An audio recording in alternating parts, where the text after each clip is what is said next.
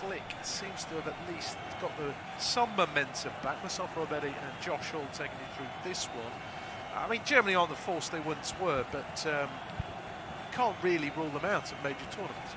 Without sounding a little bit too sort of plain, they're still Germany. They're still a fantastic side. They're still a footballing nation. They're a nation that have been able to score and go far in tournaments before, and they've got high-quality players in that side. You know, the likes of Kai Havertz, who plays at a top level, Serge Gnabry, Thomas Muller, Joshua Kimmich, and then a youngster in Jamal Musiala that's going to be able to add something different to that side. So they're definitely a side that are going to be able to perform when they're called upon, and I think they might not be that force, but I can see them getting far in the tournament if they hit their stride.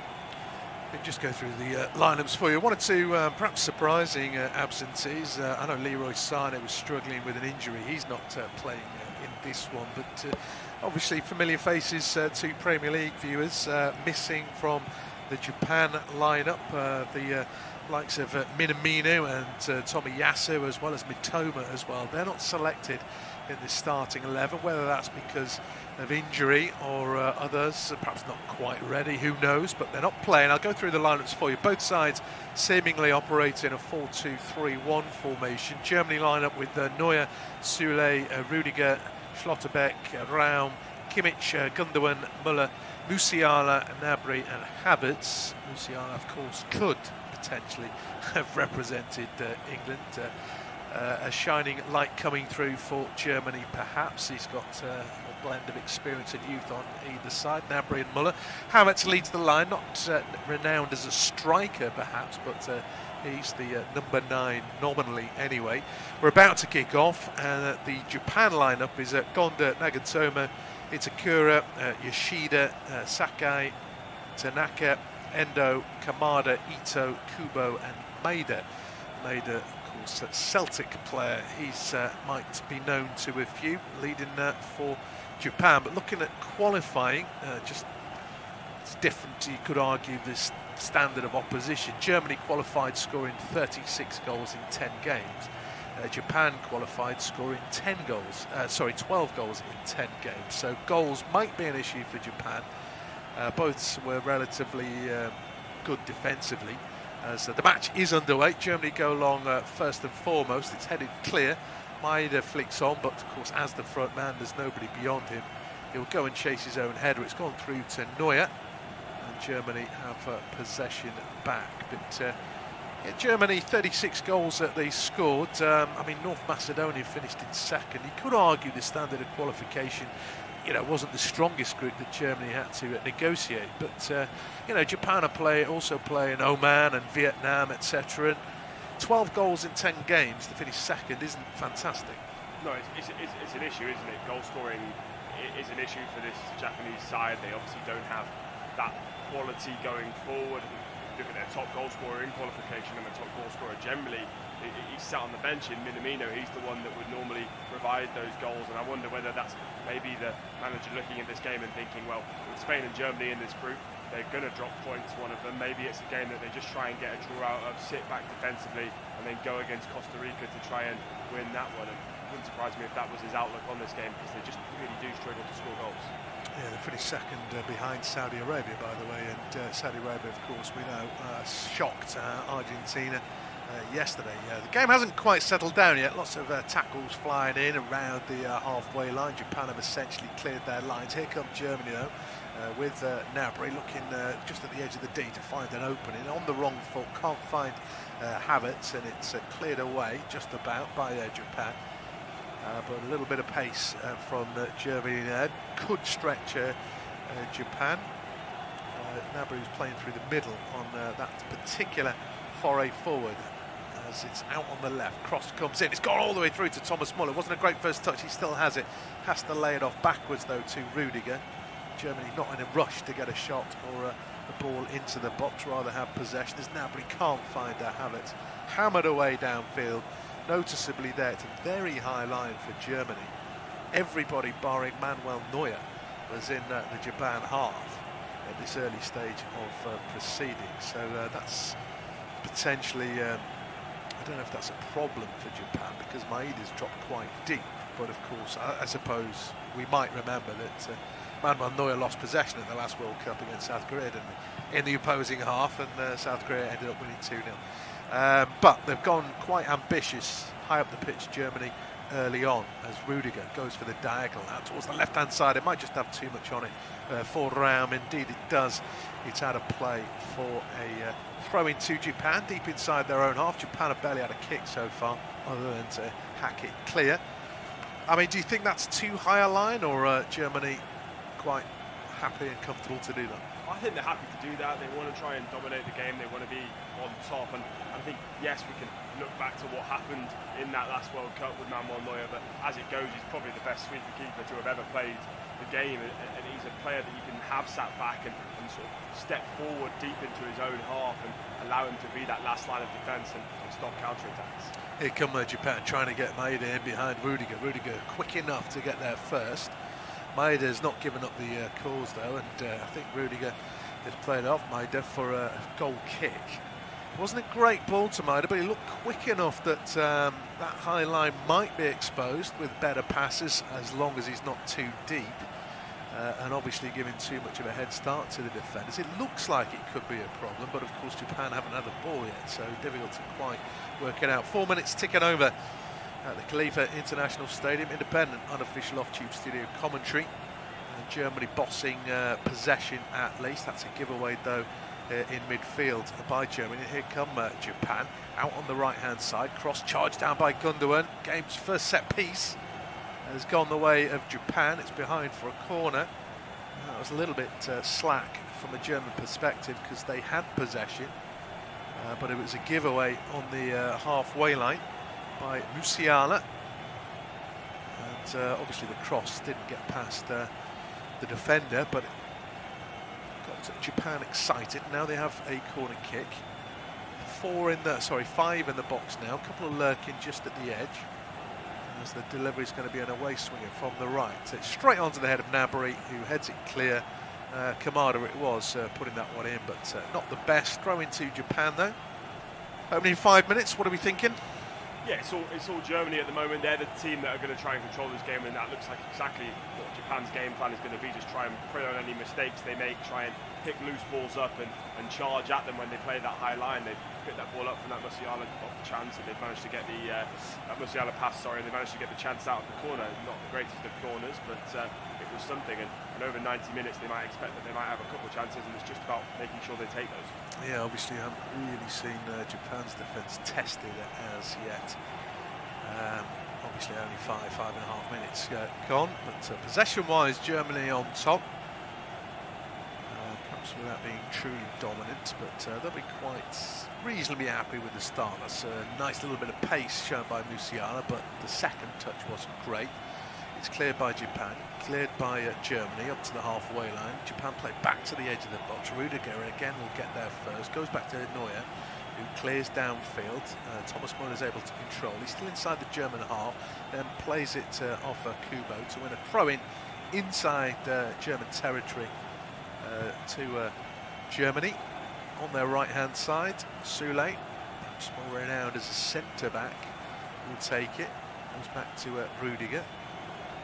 Under a little bit of pressure from Maeda, has to go back to Neuer, and Germany start again, although you wouldn't call it a press from Japan, would you? It's Maeda running around, putting defenders under pressure with not much help from his teammates. Here come Germany. Kai Havertz won't give up the cause here, but all he can do is put it out for a throw and prevent the goal kick. But it's a one-man press, which isn't really a press. Yeah, it's to try and force a mistake. I think that it's like we were saying just moments ago. I think what they're doing is that the whole midfield of Japan are just going to try and cut off lines rather than press forward, and it will be for Maeda to push on them and try and force the pass, the harried pass that then can maybe be picked up by one of those players in between the lines. And it looks like at the moment they are just going to try and prey on those mistakes. They're a team that normally like to have possession. Japan, they average 60% of it in that qualification, but they're not going to have it today, and it's going to be a completely different approach. Germany do have possession, but they have forced the mistake out of Gundogan. It was Kamada leading the challenge here, and the blue shirts stream forward. There's 3-on-3 momentarily. Ball towards the far post. Could be a goal. It is a goal. Maeda sliding into the far post, but the offside flag has gone up. It was a great break from Japan. It was a great ball in. A tidy finish from close range, but Maeda just gone a fraction too soon. Yeah, they did so well. They just picked it off in midfield. Gundogan just couldn't really get the ball out of his feet. It's picked out really well once again by Daichi Kamada. He then plays that ball out to the right-hand side where Ito is waiting. He definitely is offside in the middle, Maeda, but it's a lovely ball to find him, to get it round the corner to past Antonio Rudiger. He does well to put it in the back of the net, but it will not count. It does not matter. But it does show that that tactic will work if they can pick the balls up deep and they go against that high line of Germany. They're going to be able to get the spaces in behind, and maybe it's a sign that Japan have got a chance in this game. Yeah, just what I was just saying, of course, it was a one-man press, but when they had possession as opposed to forcing a mistake, they broke very quickly. It was 3-on-3. Obviously, defenders were trying to get back, but it was a great ball in. But there's no doubt Maeda was just offside. Probably a stride, or at least a stride, if not 2 strides ahead of the defender. And from that angle, of course, the side-on angle, it looked pretty clear and obvious as Germany, perhaps just a wake-up call, given the possession that they've had in the opening 8 minutes. Just a reminder that it's not going to necessarily be easy. Obviously, Saudi Arabia beat Argentina, Croatia held by Morocco, Denmark by Tunisia.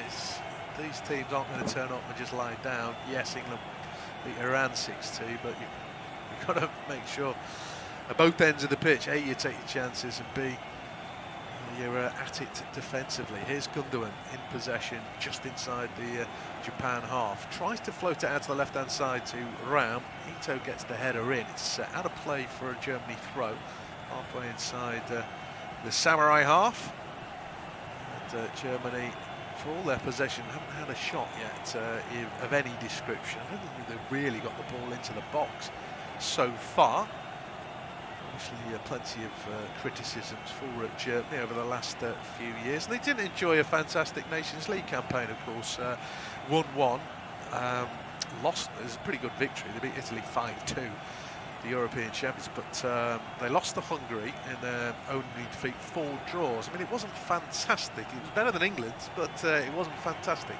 No, it was poor, but it was a strange group of 3D sort of giants of international football, and none of them performing in England, Italy and Germany. All 3 of those have got a history of doing reasonably well at tournaments. I mean, depending on what point in history you're looking at, depending on each nation, but they've all got quality players, and they just none of them really performed to the level they wanted to. But international tournament football brings something different out of these teams, and especially out of Germany's side. They always seem to be able to show up, as they have done in recent years where they managed to win it.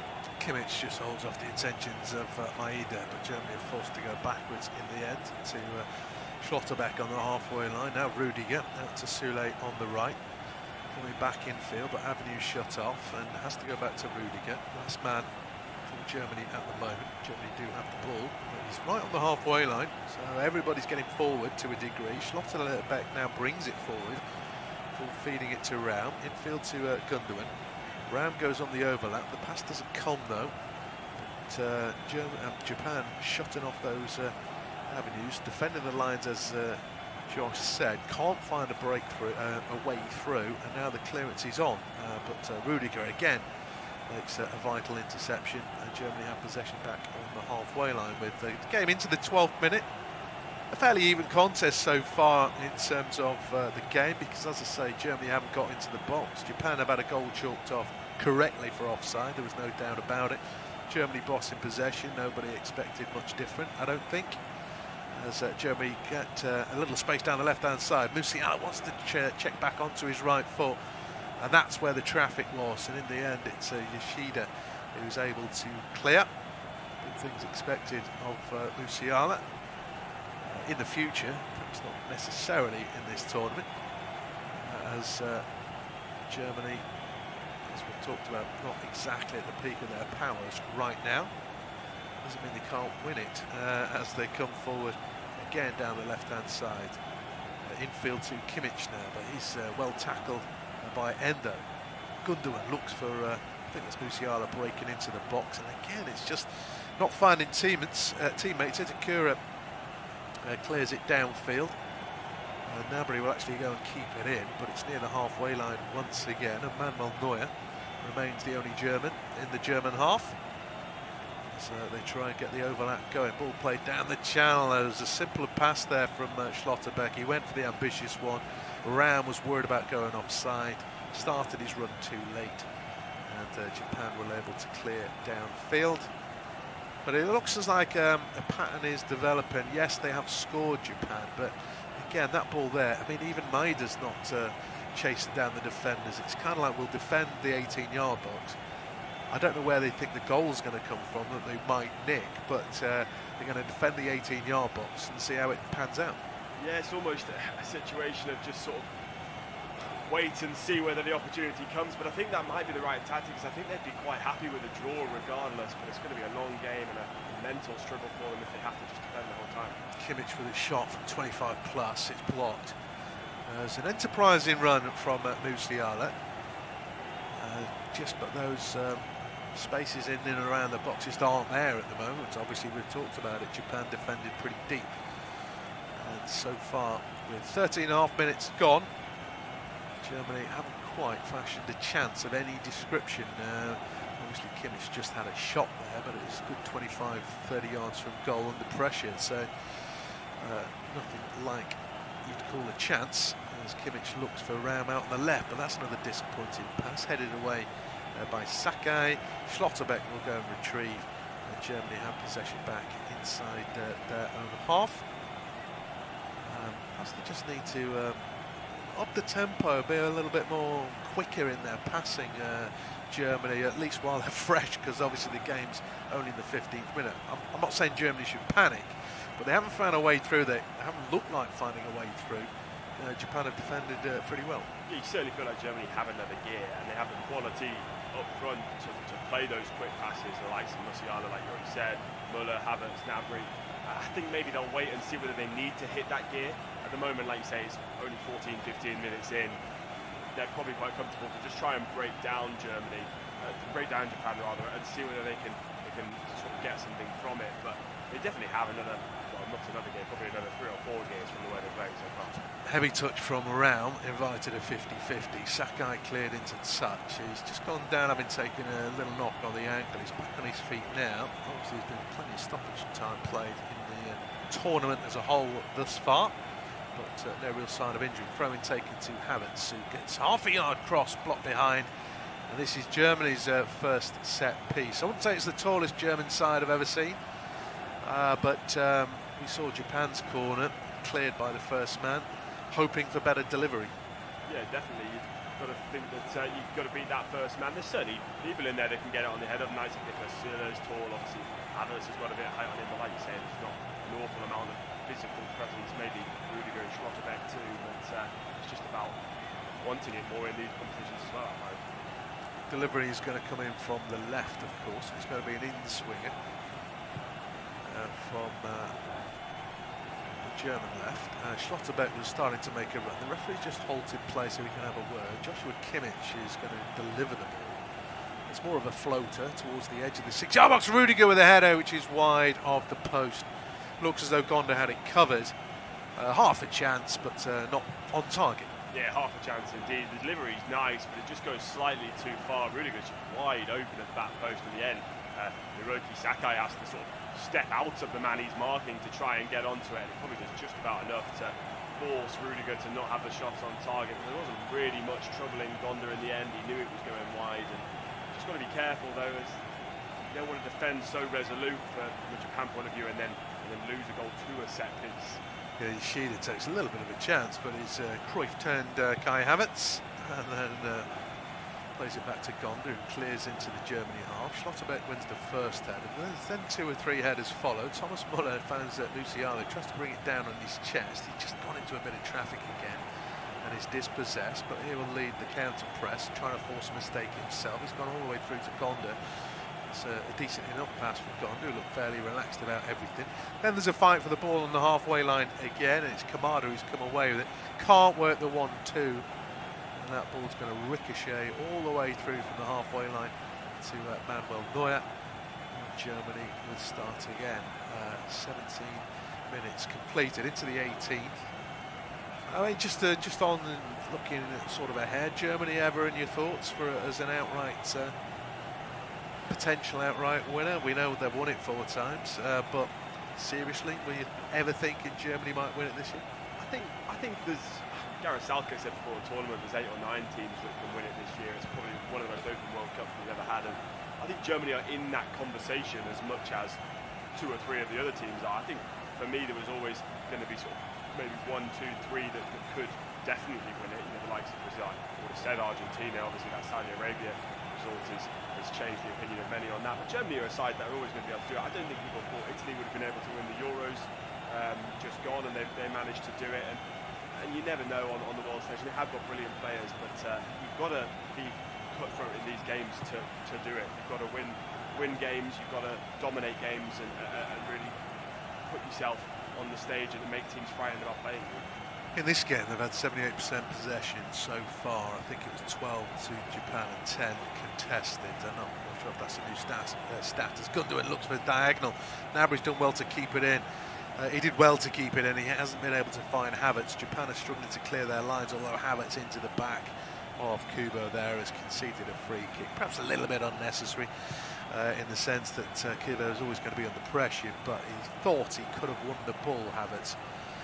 Unfortunately for him, he didn't, and it's a free kick for Japan to clear their lines. Of course, Italy can't win outside of Europe. They can't get into World Cups, but the European champions, they won the Nations League group that Germany and England were in. So they do all right on home soil, but not in the big tournaments. It's surprising that they didn't qualify for this tournament, though. Yes, they had to go through a playoff, but nobody expected them to lose that. Anyway, they did, and they're not there. Germany are, as are Japan, but chances few and far between. 19.5 minutes on the clock. I think there was 1 goalless draw in 2018. We've had 2 already. Of course, the first game today ended goalless, if you were unaware. Early starts, goalless so far, not many chances. Here come Germany though, nice little move. Musiala just showed a little bit too much. Shot still comes in, it's saved. The rebound followed over the bar from about 12 yards out. Gundogan, is he injured or is he just hoping for a penalty? He was offside anyway. But that's a decent strike from distance from Germany. That little bit of pace and movement, the edge of the box, it looks like it might have Japan stretched. Shot comes in, I suppose it was down the middle. Gonda's made the save. Who was it? Is it Kimmich who had the strike? Oh, it's a decent strike, wasn't it? Just well saved. Yeah, really good effort from Joshua Kimmich to just test the goalkeeper Gonda. I think Gundogan might be faking an injury there just to try and avoid the embarrassment of how poor of a miss that was. I think he was probably offside anyway from the initial shot, but he goes for it and he's just sliced it with the outside of his left boot, not his favourite foot, but either way he should be doing better than that one. It was a real opportunity for Germany to go one up from that rebounded shot, but the first time they've really cut open Japan and had a proper shot on goal. Yeah, decent strike. It admittedly was from distance, and Japan, well, Schlotterbeck's been caught in possession. There's 2-on-2 at the moment. Ball played in towards Maeda, but Rudiger stuck out a boot, and it's blocked behind for a corner. Japan's most dangerous attacks, there haven't been many, of course. The most dangerous attacks from Japan have come from German mistakes. Schlotterbeck just showing a bit too much to Kubo there. Perhaps did the right thing by trying to play it early, but he didn't quite play it right, and Rudiger was able to get the block in. So yeah, played early because of course they turned over the possession quickly. And it did look as though Maeda, certainly if the ball was played in front of him, he had the chance to get a shot off, but never quite reached him. And it's going to be a corner kick to Japan instead. First corner didn't do much for excitement. Second one, they played a different angle towards the far post. 2 Japan players go up. I don't think they did each other any favours. They're appealing for a corner, but it looked to me as though they kind of obstructed each other, and it ricocheted between the two, and it is a goal kick. Yeah, that's what it looked like to me. It looks like Sakai actually heads it onto Itakura, and then it goes out of play. They're trying to claim something else, but it was a smart little set piece, definitely something off the training ground. Played it short, played it back to a midfielder who just lofted it into the box, and it caused all sorts of problems for Germany. They didn't really know how to deal with it. As soon as that short pass went out, some of them started pushing out, some of them stayed deep. It disorganised their back line for that set piece, and it just allowed an opportunity for Japan. And I think, again, it's something they're going to try and rely on. They want to just grab any opportunity they can, Japan, because they know how few and far between they're going to come. Yeah, a lot of Germany's attacks, possession has been centre-left, but we haven't seen very much at all of Sule as an attacking force, which is not unexpected. But Thomas Muller's been barely involved as well. Gnabry's actually peeled away to the right-hand side at the moment. I think it's quite a relatively fluid front three in that regard. But Muller's probably expected to get into the box and support Havertz as much as anything, whereas Gnabry and Musiala might try and start things. Hasn't quite happened yet. We have passed the halfway point. Chances few and far between. Gonda's made a save from Kimmich from distance.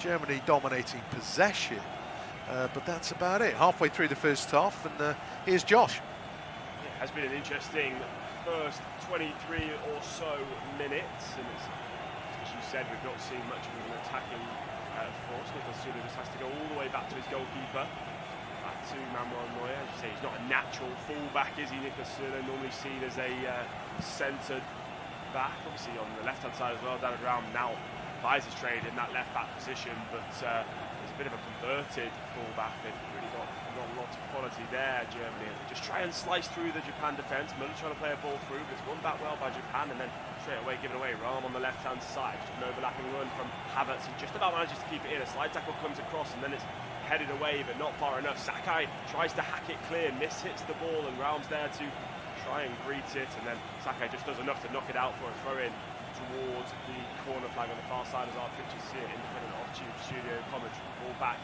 towards Schlotterbeck. The referee has said that throw-in has to be taken again. I think it was probably taken from the wrong position, says the referee. So Raum will have the second attempt at that one.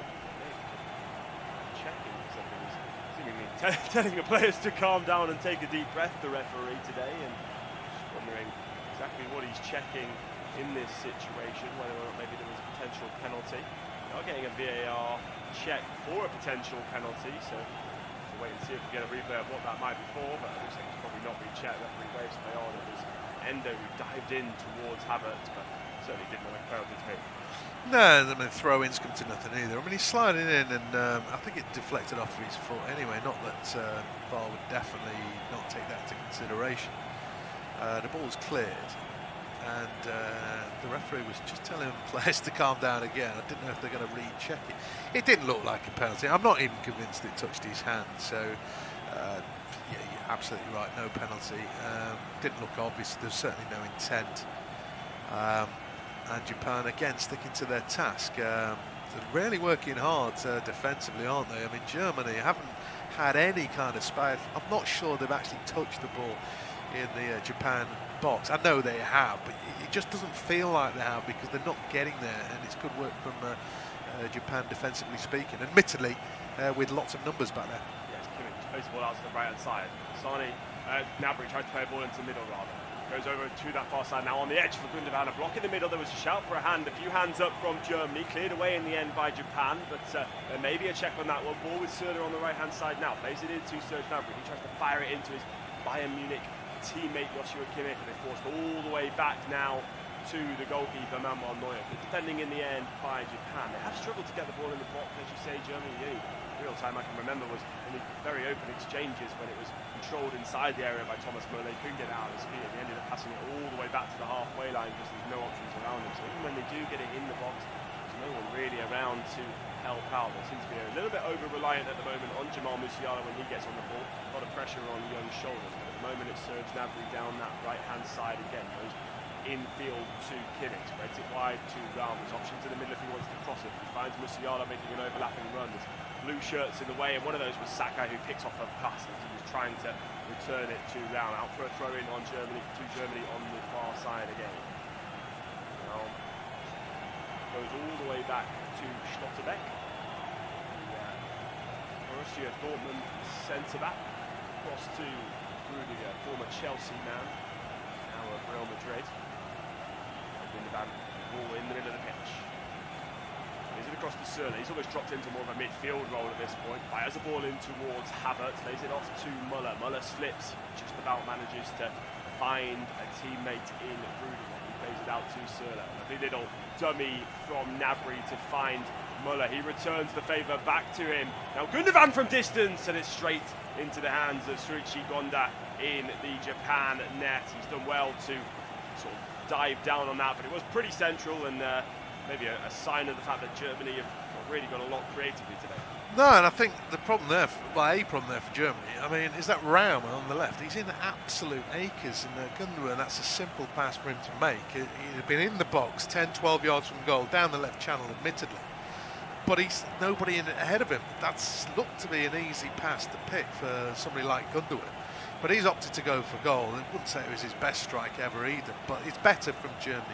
I mean, Havertz and Muller have got to get more involved. Muller was there, and it was a good reverse pass to the D, and that just created the space, because he's been quiet in the opening 28, 29 minutes. He hasn't done an awful lot. Musiala's a lot rested seemingly in this side on a 19-year-old, because he's looked the most lively. Not everything's come off, but he wants the ball, and that's encouraging. It just hasn't quite happened for him. Here comes Germany again. Gundogan does find Raum this time. He's going to fire one across the face of goal. The keeper does well, but then it's fallen back to Gundogan. It's blocked once more, and finally away by Japan. It was a bit of a scurry from the defensive side to try and get it away. Raum with another cross into the middle, searching for Havertz. Headed away well by Itakura. Out for a throw-in about halfway into the Japan half. Germany are knocking on the door, but it remains Germany 0, Japan 0. We're moving towards half an hour played in this group stage game of the World Cup. Good effort in the end. It falls down to Gundogan. He's pretty much on the penalty spot, and he forces another save out of Shuichi Gonda, who's been quite impressive when he has been tested so far today. On the left-hand side now, it's Takefusa Kubo, the Real Sociedad man, dispossessed by Rudiger, and then trips up the German centre-back, and free kick to Germany just inside their own half. Kimmich plays it quickly, goes across to Schlotterbeck on that left-hand side. Now with Raum just on the halfway line, and again just no real press from Japan. They're happy to just sit back, invite the pressure, and try and prey on those mistakes. And as soon as it goes into Kimmich, who's playing in between those lines, he seems to be the man that they just sort of surround to try and get the ball off of it. Yeah, I mean, this is why I think others have got to get involved, because you know, if they're surrounding a player, be it Kimmich, be it Gundogan, be it Musiala, somebody's going to be in space, so they've got to, you know, work that space a little bit better, keep that width.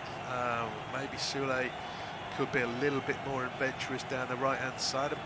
I mean, I think it's easy to be adventurous in this game if you're Germany, because Japan are so deep. You know, what is he worried about going forward? I mean, he's barely left the side of Rudiger. Obviously, we're seeing Raum bomb up and down the left-hand side. If they did it both flanks, it keeps the defence honest. They can't double up. There's more space for others. I think they could just be a little bit more adventurous in possession and just the runs that they make, because they're making it easy for Japan. Oh, here's a chance for Raum, who's in behind. He took a touch. The challenge came in. The penalty's been given. It was Gonda throwing himself at the feet of Raum. It took a while for the referee to give that, but he has pointed to the spot. Yeah, he has pointed to the spot. The ball went over the top. He was in acres of space. Just as you were saying, they need to find those more inventive passes. You've been saying it before. They needed to find David Raum in the space. He manages to get his way into the box on the left-hand side. Out comes goalkeeper Shuichi Gonda, and he just doesn't manage to get to that ball first. He spreads his legs and just catches the trailing leg of Raum. It's unfortunate, really. I don't think he's intended to foul the German left-back, but he certainly does look as if he has caught his back foot, and it's hard to see from the initial replay. There's probably going to have to be another angle to confirm it, but once the referee's given the decision, don't forget VAR has to see a clear and obvious reason to overturn that decision. You would imagine this is going to almost certainly be a penalty, as the referee ushers away a crowd of blue Japanese shirts as they try and argue their point that it shouldn't be a penalty. At the end of the day, he's taken him down. Yes, it's accidental. Yes, there's a slight touch, but it looks like a penalty. It's going to be Ilkay Gundogan. Yeah, it looks like Gundogan. I don't think he's scored every penalty he's taken. But I mean, it's silly, really. But it's panic, isn't it? Because Raum's got in behind. It's amazing with all these defenders back. There was two players, Ito and Sakai, who both got drawn towards Musiala. And I don't know why nobody's tracking the run of Raum, because that's not the first run he's made. Gundogan could have played him into the box when he had that 25-yarder, because he was in space then. I think they just got a little bit complacent. The referee is making sure everybody's back behind the outside the box. So that they just got caught, didn't they, Japan? And it was a bit rash from Gonda. There wasn't much contact, but I think there was contact. Penalty, I think, has been confirmed. Here's Gonda. Okay, Gundogan steps up down the middle. It's in. Germany are ahead. They open their account at the 2022 World Cup, and it's İlkay Gundogan, the Man City midfielder, that does it. He steps up from 12 yards out. He beats Gonda, sends him the wrong way, sticks it down the middle. 1-0 Germany. Yeah, I mean, it's cool, if you like. It's down the middle. I mean, if it goes in the back of the net, no one's complaining. I'm not sure. I'm not sure I trust those penalties, personally speaking. But I mean, in terms of possession and territory, Germany have bossed this game. They haven't created too many clear-cut chances, but all that territory, possession, it's led to a chance, a mistake from Gonda, penalty. I think they deserve it. They're trying to win this. They're trying to attack this game. They're trying to create chances. Japan are defending in numbers. From a neutral perspective, that's probably the best that we could have hoped for. Japan need to do something different at some point in this game. I'm not sure it'll be in this first half, but they need to do something different now because they've got to score. Certainly feel like it's a big mountain to climb for Japan now. They were struggling to get on the score sheet and attack in any sense already, and now with a goal to have to pull back to even get a point, they'll definitely feel there's more they need to do. Could we be seeing a bit of a replay of the shot we saw earlier on, though, at the Argentina-Saudi Arabia game? Could we see a penalty from the favourites and then 2 goals from the underdog? I'm sure from a neutral point of view that would be an entertaining game. Yoshida with the ball for Japan as they just try and knit together some passes of their own to start something. They've rarely had an opportunity to be on the ball. Sakai on the right-hand side just has to lay it off to Itakura. He's across now once more to Yoshida. He's just going to try and loft one over the top. There's a really poor ball from the former Southampton centre-back. Goes out of play. It's an experienced back line for Japan. There's plenty of experience in European and Japanese football, and lots of ages, 32, 34, 36 and 25 years old. It's the youth that goes forward for Japan, but we've yet to see much of that youth so far in this game. It's Ito on the right-hand side as they try and show what they can do. A bit of an overlapping run from Sakai, and across comes Ram, the man who won the penalty, to knock that ball out, but it will be a corner to Japan. They are trying now to do something.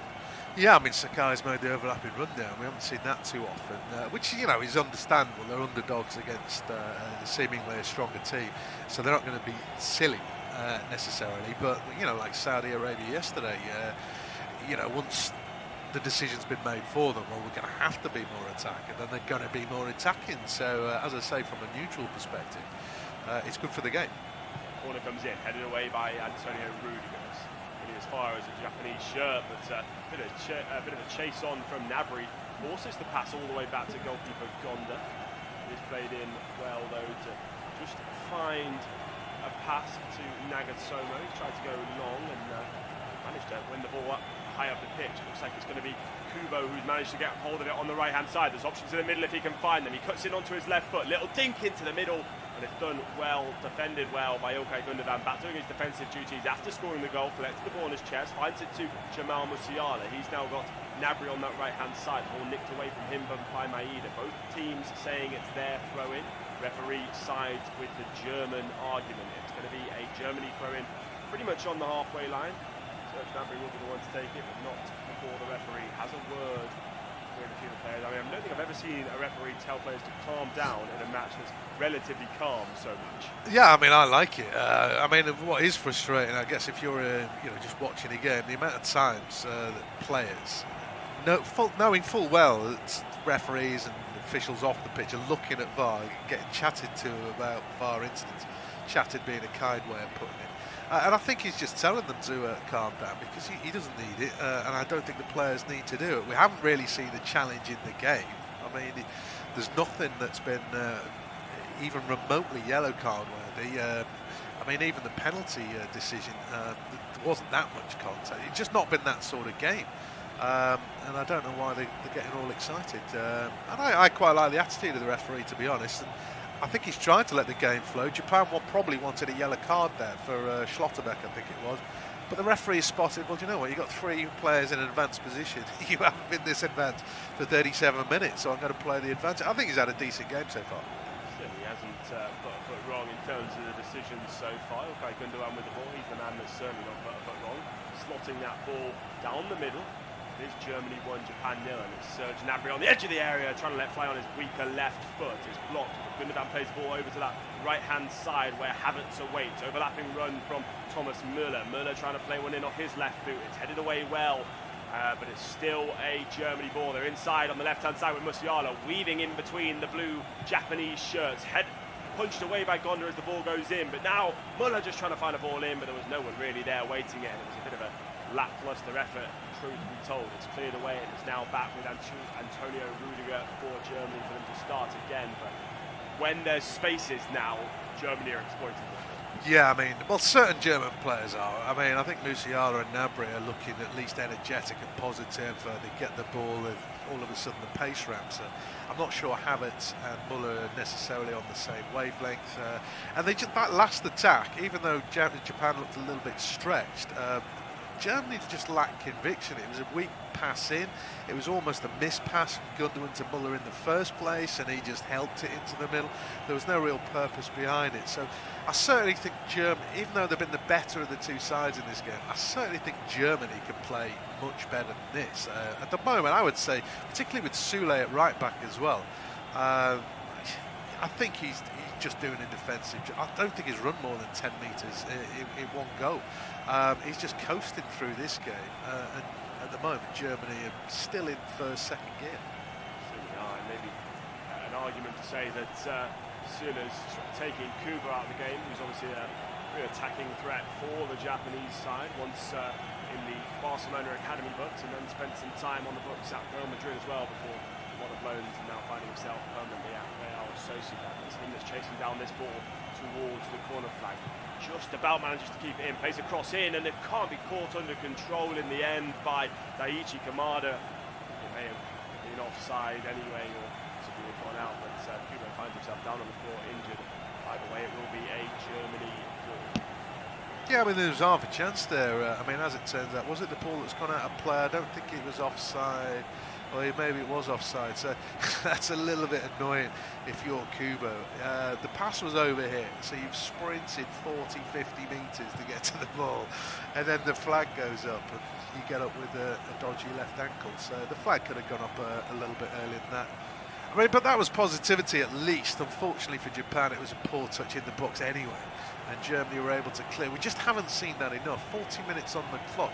2 or 3 times they've looked dangerous. They've had a goal chalked on, but they've generally defended the 18-yard box and said, Germany, you're not scoring, which obviously we know that dynamic's changed, given the penalty and the resulting successful spot kick. So I think at some point in the second half, we are going to see a more open game of football, which might just suit Germany. Might just suit them with the quality they've got in their side. Now the ball with Gundogan just on the edge. He's going to shoot from distance again. It takes perfection, goes straight through into the hands of Gonda.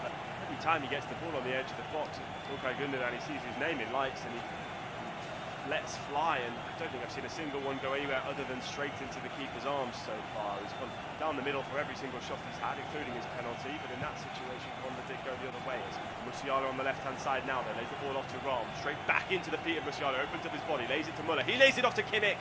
And Kimmich hits high and wide. It's a poor effort from the central defensive midfielder. He shouts towards his teammates in a bit of encouragement. I don't know whether it's to try and avoid the embarrassment. It's a really poor effort in the end from the midfielder, but just almost always keep knocking the ball to the edge of that area and letting fly from distance. Yeah, and again, I'm a little bit disappointed with Müller and Havertz because they were in behind on the left-hand side, but neither one of those two players was trying to get into the 6-yard box. And so, you know, what's Ram supposed to do? If he put it into a dangerous ball in the middle, there's nobody there.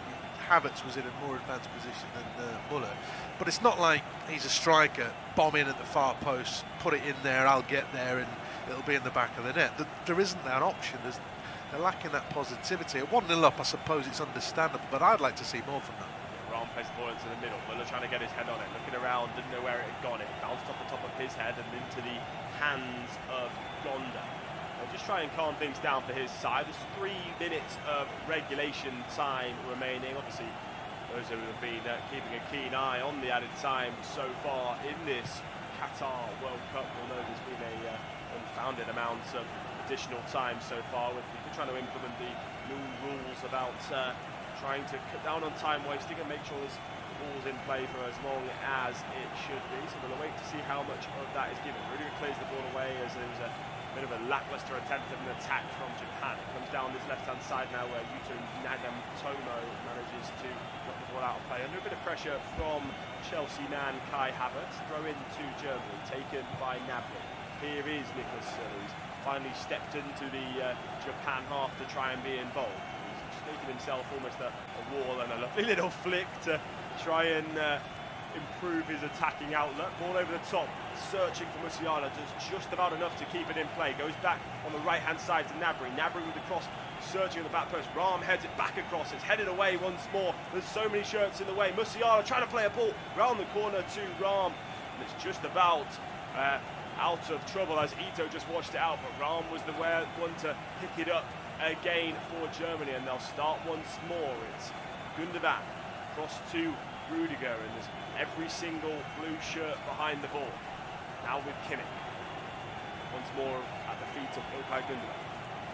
He's just not managing to find the pass he wants. Has to go all the way back to Schlotterbeck, and they're just happy to have the ball. Would you imagine now, Rob, if it goes to half-time, Germany 1, Japan 0, both managers, I'm sure Japan won't be happy that it's 1-0, but they might feel could have been worse, and Germany will be happy at 1-0? I think Germany will be relatively happy because we talked about it. They haven't really, bust the gut to get 1-0 in front. They've had all the possession that they want. Yes, they could do more with it, but they haven't looked in danger necessarily. And to the end of the day, they might have had more goals. But if you're Japan, you defended well. Yes, you've conceded a goal. Maybe it was a momentary lapse, but you've committed to defence, and you've generally restricted Germany to shots from distance. A second goal in the struggle. Oh, time as Musiala pulls the trigger, can't keep it down. Just to the right of the D, is over the bar, and that'll be a goal kick. But I mean, they've got to change. I mean, they would be happy in the sense that, given the possession Germany have had, to only be 1-0 down. I mean, they can't really complain. Germany have had all the shots, so obviously, unfortunately for them, just a momentary lapse and a penalty. That's the difference between the two sides. But I mean, it's kind of been coming, hasn't it? So I don't think Japan can be disappointed. Okay, that's how it's gone, lads. Second half, we're going to have to play better. Germany, yeah, we're 1-0 up. They'll be reasonably happy. 4 minutes of stoppage time, by the way. I'm not sure where that's come from. There's barely been a tackle.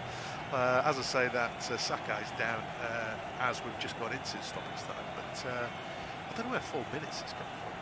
Yeah, you imagine the referee stopped his watch every time he's told the players to calm down. I think it could be the reason that there is 4 minutes of added time. It's certainly been an unfounded amount of added time so far in this Qatar World Cup. And normally things happen in the World Cup and they get transferred over to club football afterwards. We saw it with VAR, and hoping that this new semi-automated offside might make its way into Champions League and Premier League football. So we'll have to wait and see whether the increase in added time might make its way across. So Arsene Wenger has obviously spoken recently about how he would like to shorten the amount of halves but stop the clock every time it went out of place. There's plenty of things to be tinkered with in the future, as football is an ever-changing game. At the moment, though, the game at the feet of Kai Havertz. The ball on the left-hand side, plays it to Musiala, overlapping run from Rahm, but he puts it on his right foot himself, goes back towards Gnabry. Can't get the ball out of his feet, he just manages to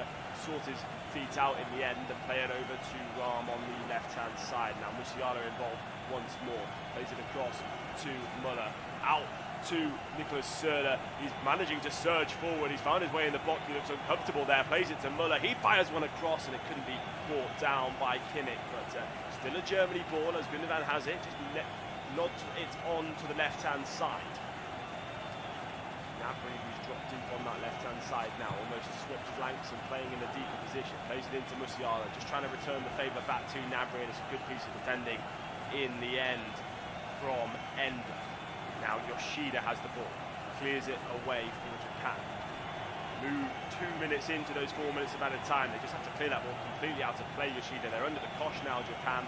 Trying to cheer up his teammates, get everyone concentrating for these remaining 2 minutes. They'll hope to go in at 1-0 the way that this second half has gone towards the end of it. Rudiger with the ball. No urgency from the German side. As we spoke just moments ago, they will be happy to be 1-0 up as well, as they've not really had to get out of first gear. Back with Neuer across to Rudiger. He's been on the ball a lot so far, Rudiger. Play that high line. He's been able to leave the man involved when the ball is cleared out. At the moment they're deep within their own half, just waiting for Japan to press, and the Japanese side are just sitting off, saying they're just going to wait for Germany to come at them. 1 minute remaining of added time.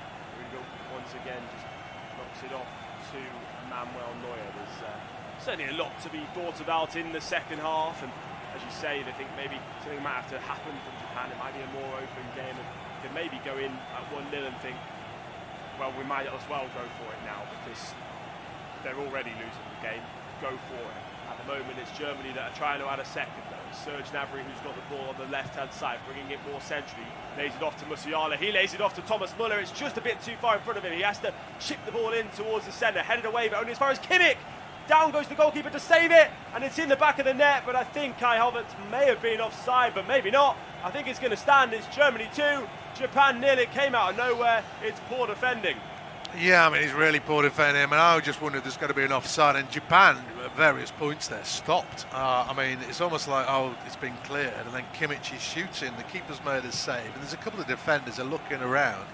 I honestly thought Havertz was offside, but arguably they should have been in a better position than when they were. I mean, Havertz is essentially offside. This is going to get chalked off, I'm pretty sure of that. He was offside when Kimmich took a shot. He was offside when the ball was crossed back to him. I mean, he's just offside, so I don't think this will count. Yeah, no, he's definitely offside. He looks just about offside from the initial Kimmich shot, but when the second one goes in and he puts the ball in the back of the net, he's certainly offside. He's in front of Gnabry, he's in front of the last defender. He's definitely offside. Surely this one has got to be chalked off by VAR. The referee has stopped the game to double check, and we are now getting a graphic up to say that they are going to check whether or not, but it looks like it may have been given as a goal. It certainly looks offside. Just going to have a look now. No, it is. It's offside. It's not going to count, so that goal is chalked off. Germany with just a 1-goal lead. They now tick past the 50-minute mark in this game. I can't imagine there's going to be too much longer before the referee puts the whistle to his lips to blow for half-time. Plenty for Japan to do in the second half, and that ruled out offside goal. Maybe a bit of a shock to the system to say they still need to wake up. They've got to play their best football to even get anything out of this game. Down on the left-hand side now with Nagatomo. Options in the middle for him to play a ball in. He does cross one in. There's a head on it by Maeda, and arriving at the far post was Junya Ito, but he couldn't get there in time. It goes out for a Germany goal kick. So a last chance of the half for Japan just after the Germany goal was ruled out. Well, if you're Maeda there, I mean, he couldn't have a freer header. I mean, Germany have just got caught napping. I mean, it's put on a plate for him. I'm not saying it's an easy header, but he didn't have to move. He's not challenged. There isn't a German defender within a couple of yards of him, so it's a free header. He just couldn't quite get the glance of right. But, I mean, that's right on the stroke of half-time. Half-time whistle has just gone. That could have easily been a different end to that first half. But Germany dominated that first period. Half-time at the Khalifa International Stadium. Germany 1, Japan 0.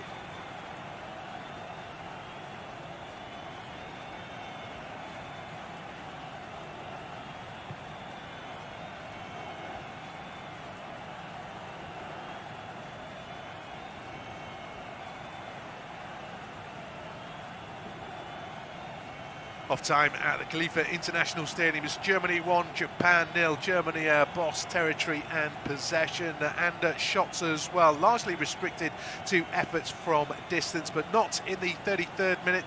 Gundogan picking out Ram down the left-hand side, in behind the defender. Gonda came out, made a rash challenge, penalty given, and Gundogan it was who stepped up and sent it down the middle. Both sides had a goal chalked off for offside. Maeda missed a good chance late on. 1-0.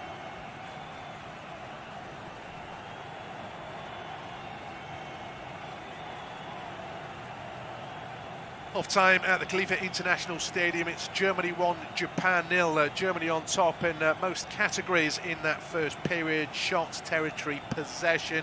The crucial goal didn't come until the 33rd minute. In space down the left, not for the first time, was Raum, picked out by Kimmich. Gonda made a rash challenge, penalty given, and Gundogan went down the middle to give Germany the lead. Both sides had a goal chalked off for offside correctly. Maeda missed a great chance to equalise late on for Japan.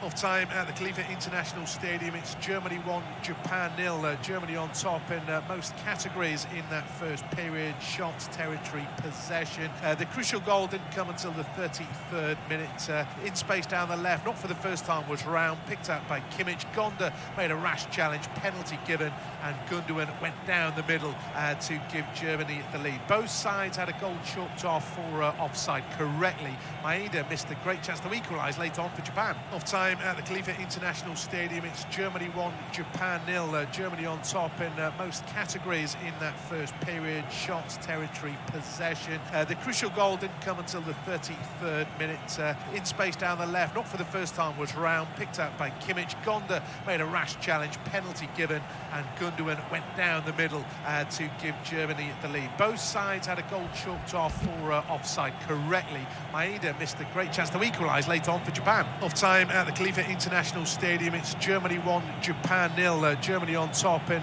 most categories in that first period. Shots, territory, possession. The crucial goal didn't come until the 33rd minute. In space down the left, not for the first time, was Raum, picked out by Kimmich. Gonda made a rash challenge, penalty given, and Gundogan went down the middle to give Germany the lead. Both sides had a goal chalked off for offside correctly. Maeda missed a great chance to equalise late on for Japan. Off time at the Khalifa International Stadium. It's Germany 1, Japan 0. Germany on top in most categories in that first period. Shots, territory, possession. The crucial goal didn't come until the 33rd minute.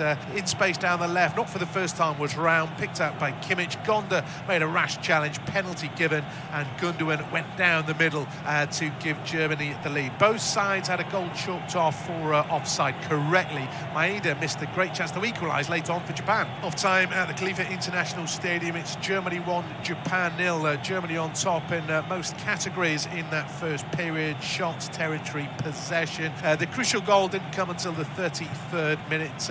In space down the left, not for the first time, was Raum, picked out by Kimmich. Gonda made a rash challenge, penalty given, and Gundogan went down the middle to give Germany the lead. Both sides had a goal chalked off for offside correctly. Maeda missed a great chance to equalise late on for Japan. Off time at the Khalifa International Stadium. It's Germany 1, Japan 0. Germany on top in most categories in that first period. Shots, territory, possession. The crucial goal didn't come until the 33rd minute. In space down the left, not for the first time, was Raum, picked out by Kimmich. Gonda made a rash challenge, penalty given, and Gundogan went down the middle to give Germany the lead. Both sides had a goal chalked off for offside correctly. Maeda missed a great chance to equalise late on for Japan. Off time at the Khalifa International Stadium. It's Germany 1, Japan 0. Germany on top in most categories in that first period. Shots, territory, possession. The crucial goal didn't come until the 33rd minute.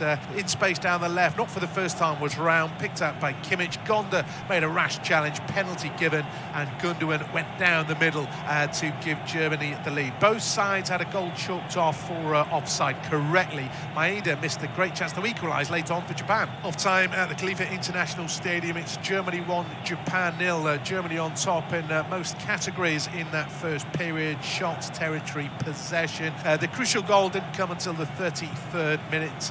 In space down the left, not for the first time, was Round, picked out by Kimmich. Gonda made a rash challenge, penalty given, and Gundogan went down the middle to give Germany the lead. Both sides had a goal chalked off for offside correctly. Maeda missed a great chance to equalise late on for Japan. Off time at the Khalifa International Stadium, it's Germany 1, Japan 0. Germany on top in most categories in that first period. Shots, territory, possession. The crucial goal didn't come until the 33rd minute. In space down the left, not for the first time, was Round, picked out by Kimmich. Gonda made a rash challenge, penalty given, and Gundogan went down the middle to give Germany the lead. Both sides had a goal chalked off for offside correctly. Maeda missed a great chance to equalise late on for Japan. Off time at the Khalifa International Stadium, it's Germany 1, Japan 0. Germany on top in most categories in that first period. Shots, territory, possession. The crucial goal didn't come until the 33rd minute. In space down the left, not for the first time, was Round, picked out by Kimmich. Gonda made a rash challenge, penalty given, and Gundogan went down the middle to give Germany the lead. Both sides had a goal chalked off for offside correctly. Maeda missed a great chance to equalise late on for Japan. Off time at the Khalifa International Stadium, it's Germany 1, Japan 0. Germany on top in most categories in that first period. Shots, territory, possession. The crucial goal didn't come until the 33rd minute. In space down the left, not for the first time, was Round, picked out by Kimmich. Gonda made a rash challenge, penalty given, and Gundogan went down the middle to give Germany the lead. Both sides had a goal chalked off for offside correctly. Maeda missed a great chance to equalise late on for Japan. Off time at the Khalifa International Stadium, it's Germany 1, Japan 0. Germany on top in most categories in that first period. Shots, territory, possession. The crucial goal didn't come until the 33rd minute. In space down the left, not for the first time, was Round, picked out by Kimmich. Gonda made a rash challenge, penalty given, and Gundogan went down the middle to give Germany the lead. Both sides had a goal chalked off for offside correctly. Maeda missed a great chance to equalise late on for Japan. Off time at the Khalifa International Stadium, it's Germany 1, Japan 0. Germany on top in most categories in that first period. Shots, territory, possession. The crucial goal didn't come until the 33rd minute. In space down the left, not for the first time, was Round, picked out by Kimmich. Gonda made a rash challenge, penalty given, and Gundogan went down the middle to give Germany the lead. Both sides had a goal chalked off for offside correctly. Maeda missed a great chance to equalise late on for Japan. Off time at the Khalifa International Stadium, it's Germany 1, Japan 0. Germany on top in most categories in that first period. Shots, territory, possession. The crucial goal didn't come until the 33rd minute. In space down the left, not for the first time, was Round, picked out by Kimmich. Gonda made a rash challenge, penalty given, and Gundogan went down the middle to give Germany the lead. Both sides had a goal chalked off for offside correctly. Maeda missed a great chance to equalise late on for Japan. Off time at the Khalifa International Stadium, it's Germany 1, Japan 0. Germany on top in most categories in that first period. Shots, territory, possession. The crucial goal didn't come until the 33rd minute. In space down the left, not for the first time, was Round, picked out by Kimmich. Gonda made a rash challenge, penalty given, and Gundogan went down the middle to give Germany the lead. Both sides had a goal chalked off for offside correctly. Maeda missed a great chance to equalise late on for Japan. Off time at the Khalifa International Stadium, it's Germany 1, Japan 0. Germany on top in most categories in that first period. Shots, territory, possession. The crucial goal didn't come until the 33rd minute. In space down the left, not for the first time, was Round, picked out by Kimmich. Gonda made a rash challenge, penalty given, and Gundogan went down the middle to give Germany the lead. Both sides had a goal chalked off for offside correctly. Maeda missed a great chance to equalise late on for Japan. Off time at the Khalifa International Stadium, it's Germany 1, Japan 0. Germany on top in most categories in that first period. Shots, territory, possession. The crucial goal didn't come until the 33rd minute. In space down the left, not for the first time, was Round, picked out by Kimmich. Gonda made a rash challenge, penalty given, and Gundogan went down the middle to give Germany the lead. Both sides had a goal chalked off for offside correctly. Maeda missed a great chance to equalise late on for Japan. Off time at the Khalifa International Stadium, it's Germany 1, Japan 0. Germany on top in most categories in that first period. Shots, territory, possession. The crucial goal didn't come until the 33rd minute. In space down the left, not for the first time, was Round, picked up by Kimmich. Gonda made a rash challenge, penalty given, and Gundogan went down the middle to give Germany the lead. Both sides had a goal chalked off for offside correctly. Maeda missed a great chance to equalise late on for Japan. Off time at the Khalifa International Stadium. It's Germany 1, Japan 0. Germany on top in most categories in that first period. Shots, territory, possession. The crucial goal didn't come until the 33rd minute. In space down the left, not for the first time, was Round, picked up by Kimmich. Gonda made a rash challenge, penalty given, and Gundogan went down the middle to give Germany the lead. Both sides had a goal chalked off for offside correctly. Maeda missed a great chance to equalise late on for Japan. Off time at the Khalifa International Stadium. It's Germany 1, Japan 0. Germany on top in most categories in that first period. Shots, territory, possession. The crucial goal didn't come until the 33rd minute. In space down the left, not for the first time, was Round, picked up by Kimmich. Gonda made a rash challenge, penalty given, and Gundogan went down the middle to give Germany the lead. Both sides had a goal chalked off for offside correctly. Maeda missed a great chance to equalise late on for Japan. Off time at the Khalifa International Stadium. It's Germany 1, Japan 0. Germany on top in most categories in that first period. Shots, territory, possession. The crucial goal didn't come until the 33rd minute. In space down the left, not for the first time, was Round, picked up by Kimmich. Gonda made a rash challenge, penalty given, and Gundogan went down the middle to give Germany the lead. Both sides had a goal chalked off for offside correctly. Maeda missed a great chance to equalise late on for Japan. Off time at the Khalifa International Stadium. It's Germany 1, Japan 0. Germany on top in most categories in that first period. Shots, territory, possession. The crucial goal didn't come until the 33rd minute. In space down the left, not for the first time, was Round, picked up by Kimmich. Gonda made a rash challenge, penalty given, and Gundogan went down the middle to give Germany the lead. Both sides had a goal chalked off for offside correctly. Maeda missed a great chance to equalise late on for Japan. Off time at the Khalifa International Stadium. It's Germany 1, Japan 0. Germany on top in most categories in that first period. Shots, territory, possession. The crucial goal didn't come until the 33rd minute. In space down the left, not for the first time, was Round, picked up by Kimmich. Gonda made a rash challenge, penalty given, and Gundogan went down the middle to give Germany the lead. Both sides had a goal chalked off for offside correctly. Maeda missed a great chance to equalise late on for Japan. Off time at the Khalifa International Stadium. It's Germany 1, Japan 0. Germany on top in most categories in that first period. Shots, territory, possession. The crucial goal didn't come until the 33rd minute. In space down the left, not for the first time, was Round, picked up by Kimmich. Gonda made a rash challenge, penalty given, and Gundogan went down the middle to give Germany the lead. Both sides had a goal chalked off for offside correctly. Maeda missed a great chance to equalise late on for Japan. Off time at the Khalifa International Stadium. It's Germany 1, Japan 0. Germany on top in most categories in that first period. Shots, territory, possession. The crucial goal didn't come until the 33rd minute.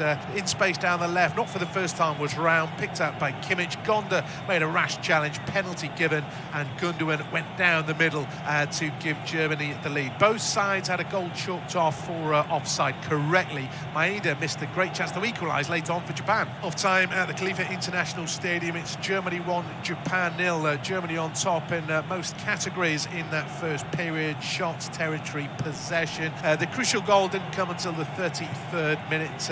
In space down the left, not for the first time, was Round, picked up by Kimmich. Gonda made a rash challenge, penalty given, and Gundogan went down the middle to give Germany. Well, a warm welcome back to our coverage of Game 2 this Wednesday, first in Group E, and it's Germany who are in control, 1-0 at the break. The second half is about to get underway. Japan have made a change. Tomiyasu has replaced Kubo, and Japan from the kick-off straight onto the attack. Well, that's a poor pass towards Nagatomo. Might well have gone to a back three or a back five, depending on how you want to look at it, but obviously something had to change. So Tomiyasu, naturally a defender, has come off for Kubo, who is playing nominally down the left side forward positions for Japan. They just didn't have that much of the ball. Germany, it's as you were, and they've got their first possession. And that's a poor pass from Gnabry into touch, and it's a throw in to Japan inside their own half. So the lineups for you now. We'll keep an eye on the formations just to inform you how Japan might rejig. But Germany go with Neuer, Sule, Rudiger, Schlotterbeck, Raum, Kimmich, Gundogan, Müller, Musiala, Gnabry and Havertz. Japan are now Gonda, Nagatomo, Itakura, Yoshida, Sakai, Tomiyasu, Tanaka, Endo, Kamada, Ito and Maeda. Obviously Germany still a 4-2-3-1. They've changed nothing, but it might be a 5-3-1 or a 3-4. What? I can't work out the maths. It's hard to tell, isn't it? At the moment, you've seen Tomiyasu in a more defensive position. He looks like he could either be playing as part of a centre-back, three as the left centre-back. He's also stepping up into midfield. He's got action to deal with here. German, Gnabry down the right-hand side into the box, goes for a goal from a tight angle. Keeper wasn't sure, flung himself across. Hand comes up an apology from Gnabry because there were options in the middle. The angle wasn't fantastic, but he hit it nice and true. Just not quite on target, but Gnabry was as lively as anyone. And just looking at the Japan defence, they got sucked in there, and there was space for Gnabry. Havertz played something of an obstructing role to prevent defenders getting out tight to him. I guess if you want to be critical, you might have gone low and hard towards the far post and could have been a tap in, but you know, it's a decent chance for Germany. Yeah, they've done well to open up that space on the right-hand side. They're always dangerous. They've got some serious quality players going forward, and I think Japan are trying to settle into this either new formation or even just a new setup in terms of who's on the pitch and take advantage of it down that side, because that's Tomiyasu's side where he's playing at the moment on that left side, and they've managed to find a bit of space down there, and I think it might take Japan just a little while to settle back into this half, and Germany will do the right thing to just try and push on them as quick as possible, force the game and increase the intensity, because without a doubt they are the better side, aren't they, and they need to show that. Japan under pressure in possession in their own half, but they have won a free kick actually. Tanaka just caught there. I don't think he was expecting that ball from Itakura, but he got his body in the way and was then pushed over. Free kick to Japan. But obviously pressure is on the men in blue because they're a goal down. Didn't threaten too much in the first half. They did have a couple of opportunities, largely stemming from mistakes from Germany, as Maeda's just a little bit too forceful in his challenge on an under pressure. Schlotterbeck again didn't really need to do that. It was a mistake from Rudiger, poor pass. Maeda's tried to win it back. He's only tackled the ball to Sule, but to almost winning possession. Then I think that was Nagatomo who's just caught Gnabry. The referees tried to play an advantage because Germany had it. The advantage didn't last long. Gnabry's back on his feet and winning the ball back on the halfway line for Germany as 4 minutes ticks over in the second half. So 49 in the match. And Germany, as I say, I mean, a lot of their problems defensively, there haven't been many. Largely when they get caught in possession or a loose pass, they've got to tighten that up. You'd expect them to have to tighten that up against Spain in this group, for example. Yeah, definitely. I think sometimes those loose passes come when you play against a team you expect to win, a team where you're cruising at your own pace, and just sometimes you get a bit of a mindset in your own head about playing in an easy game and almost a training ground level pace, and there's loose and sloppy passes, and it just needs to be more crisp, and that is how they've given the ball away. Japan have it back, working it out to the right-hand side, and Saka down the line for Ito. There's a little bit of pressure from Schlotterbeck, but gets away from him. Now he's turning, running into the box. Shot comes in off a tightish angle on the turn from Kamada. He's appealing for a corner because it went over the bar, and I think a corner has been given. I haven't seen Ito in these positions too often, but did get his way into a tight area, and then Kamada's shot. Well, the referee or linesman has said it's taken a deflection, not entirely obvious. Yeah, perhaps just brushed the thigh of Kimmich as it was going over the bar, and it's a corner kick to Japan.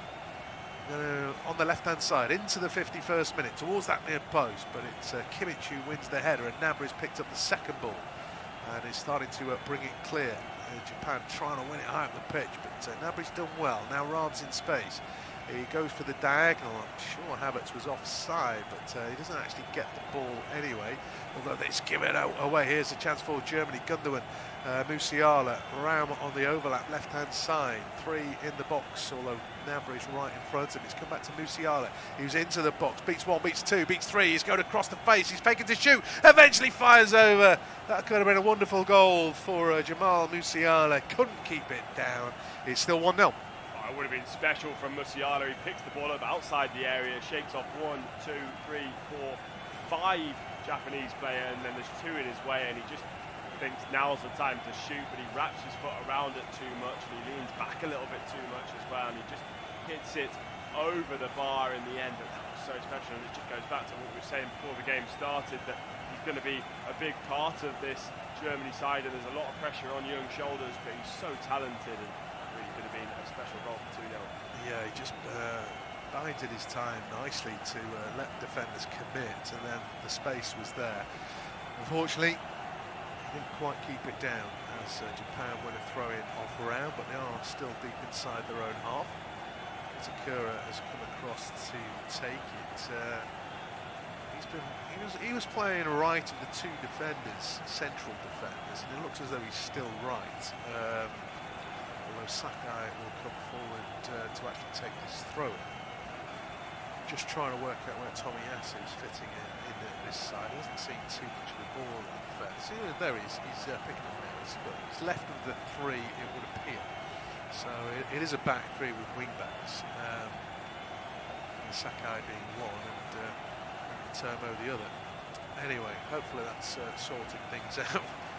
Positionally, at least, as far as Japan are concerned. Into the 53rd minute, still Germany lead by 1-0. They'd love a second, just to make things less uncomfortable. I wouldn't say they've been in trouble too often, but we've talked about it. Saudi Arabia came from a goal down to beat Argentina. So a 1-goal lead, I suppose you never can really settle until that full-time whistle goes. Japan have possession, and there's a bit of space in the middle of the park for Tanaka. Took a while to get it under control, but Sakai's in space down the right-hand side. Low ball back to Tanaka, back to goal, then turns, lofts it towards the far post. I'm not sure if that was an attempted volley at goal or a cross, but it's disappointing from Kamada. It's wide of the near post, too high anyway. German defence had let him go free.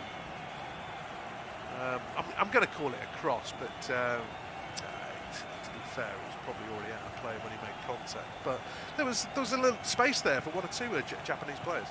Yeah, they did well to get in a position. They managed to get deeper into the Germany half. There wasn't a line of midfield in front of them either. They were just up against that 4 at the back for Germany, and they'd got into a good position from it. The ball over the top was a bright idea to try to find the space at the back post where Kamada was waiting, but he just put too much weight on the ball, and like I said, I think it was 1 out before Kamada managed to get it. I think in the end, I'm not even sure whether it was a shot or a cross, or just an attempt to leap towards the ball to keep it in play. Either way, he didn't succeed if it was either of those things, but Japan have just looking a little bit more threatening going forward in this formation, but I don't know whether that's just because Germany have tried to push further into their half so far.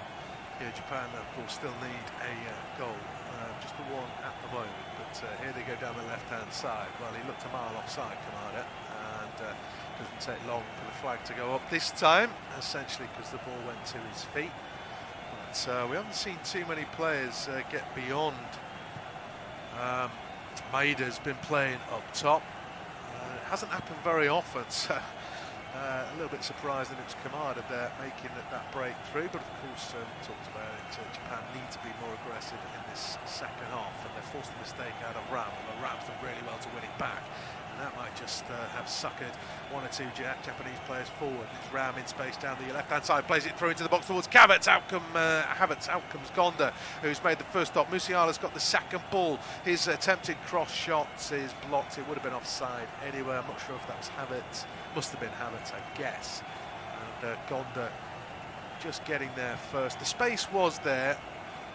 Havertz might have just gone, well, he looked onside actually, from a slow still. And he didn't quite follow through with the challenge on Gonda, but he looked onside. Yeah, he did look onside. I don't know whether it was just force of habit from this linesman to flag Havertz offside, because he just couldn't stop finding himself in those positions in the first half. But yeah, he looked pretty level on that first viewing. I think the goalkeeper made a real hash of it, didn't he? In the end, Gonda came out towards Havertz's feet and didn't get it under control, and then he was caught in no man's land. It wasn't for the referee blowing his whistle for the linesman's flag. You can probably imagine Germany may have been able to double their lead there, and maybe they'll feel a bit hard done by now, seeing that on that replay looked to be offside at first man, Kai Havertz. Germany are pushing themselves back into this game, and obviously back into it. I think they were a bit lacklustre, I think, at the start of this first half, but they're creating those spaces. And I think it's important for a team like Germany, if they are going to want to compete in this tournament, that they win this game convincingly, they continue to score goals and build confidence, because going into that game against Spain, you want to be in the highest position you possibly can be. Musiala's just been caught in an aerial challenge alongside Itakura. Musiala won the first header, but Itakura couldn't stop his momentum going into the back of Musiala, so it's a free kick to Germany, just about on the halfway line. We're going to see a double change from the Blue Samurai. And Nagatomo is one of those players going off, as is Maeda. Didn't get much service, Maeda, but he's a willing runner, as you might expect. Asano is one player who's entering the fray. Might see the other one, I'll confirm that in a moment. But it's a double change, and this is to go along with the change at the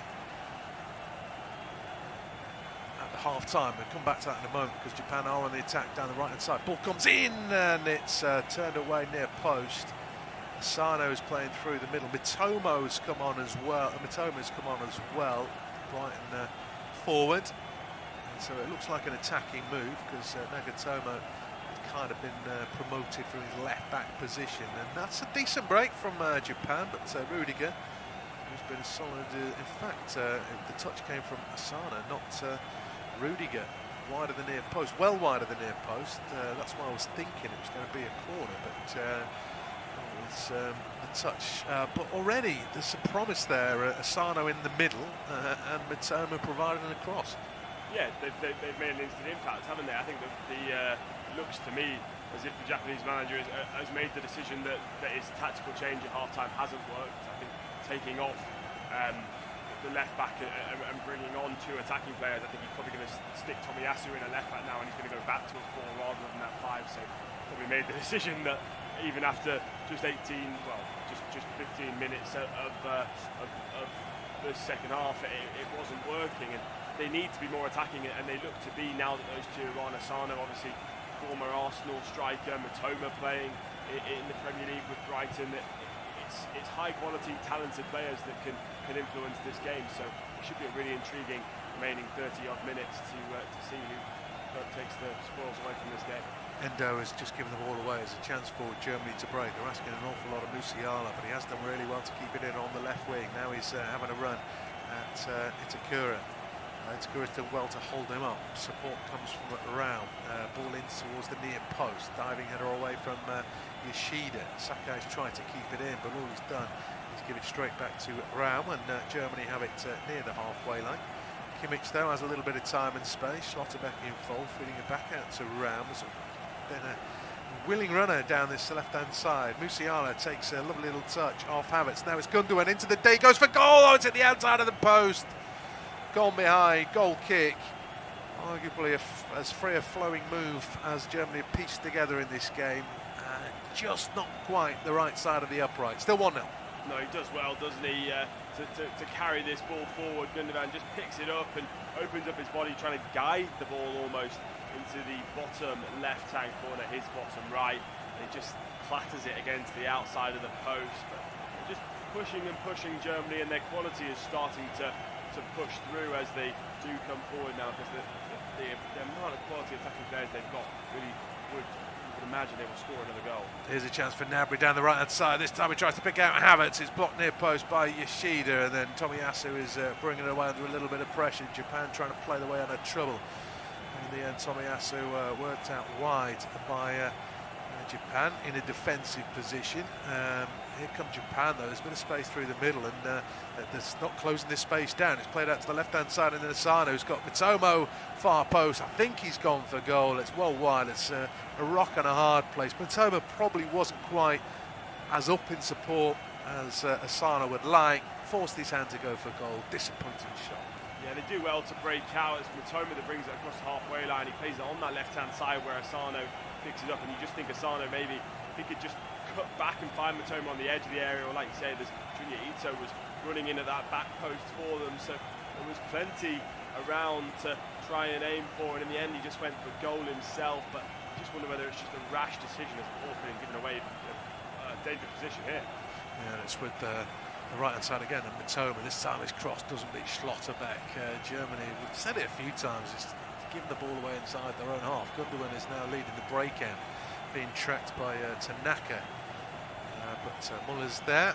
Kimmich back to Schlotterbeck. Germany will try and calm this game down. They're still leading by a goal to nil, and Manuel Neuer has been an effective spectator in the game. He hasn't been forced to do too much. That's the only time he gets involved is when he's spraying passes left, right and centre. Japan haven't hit the target as yet. That's a lovely little turn from Musiala. He's been caught by Itakura again. He's just done by the feet. I don't think there's any malice in the challenge, but it's another foul. Lovely footwork from Musiala. Free kick to Germany, only just inside the Japanese half.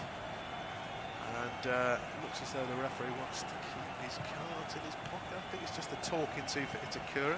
It's not been that sort of game. It wasn't a bad challenge, but lovely feat from Musiala. Yeah, it wasn't a bad challenge at all. It was just a lovely piece of skill from Musiala, who had the most receptions in the game so far between the midfield and defensive line. He's been a really impressive cog in this Hansi-Flick machine, and yeah, he just turned so well, and was really, Itakura couldn't do anything but stick a leg out. I don't think he's actually tried to foul him. He tried to go for the ball. It was such a quick feat from the young Bayern Munich lad, and he just seemed to be running things even at such a young age in this Germany side. Ball down the line for Havertz. Offside's gone up early this time before Havertz even touched the ball, so that would indicate how offside he was. Yeah, they just flashed up most touches, I guess, between the lines. Top three, all German, no surprise. Musiala leading the way from Raum and Gnabry. Havertz and Muller, sounds like I'm picking on them.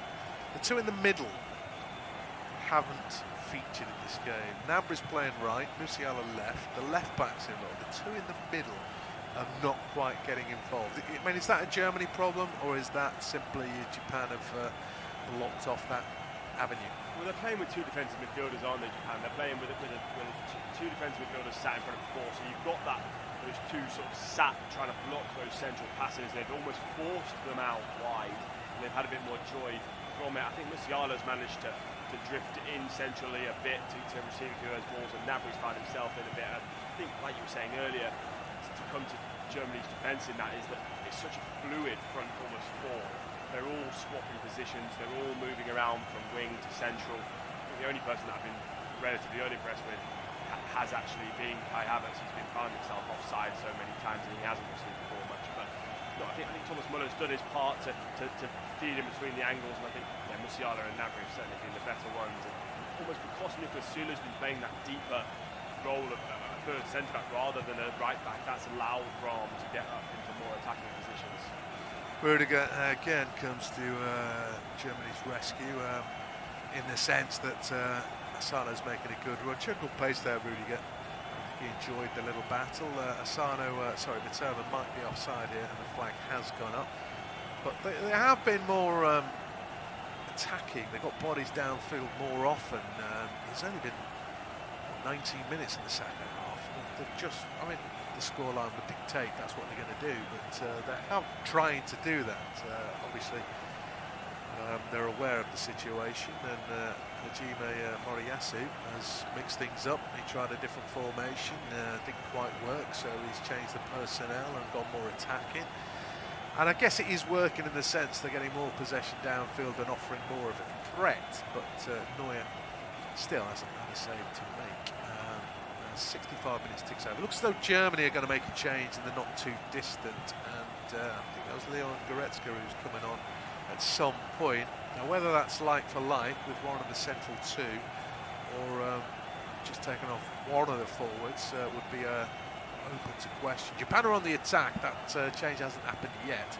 Come back to it as it's in the middle of the field for Samurai Blue with Tanaka. Vita Tomiyasu forward. Ball into a box. Asano shot on the turn, blocked by Rudiger. I think it took a deflection. It's wider than near post if it did. And it will be a corner kick. But again, bodies in the box. There's 4 just on that line of the 18-yard box, which certainly wasn't happening in the first half.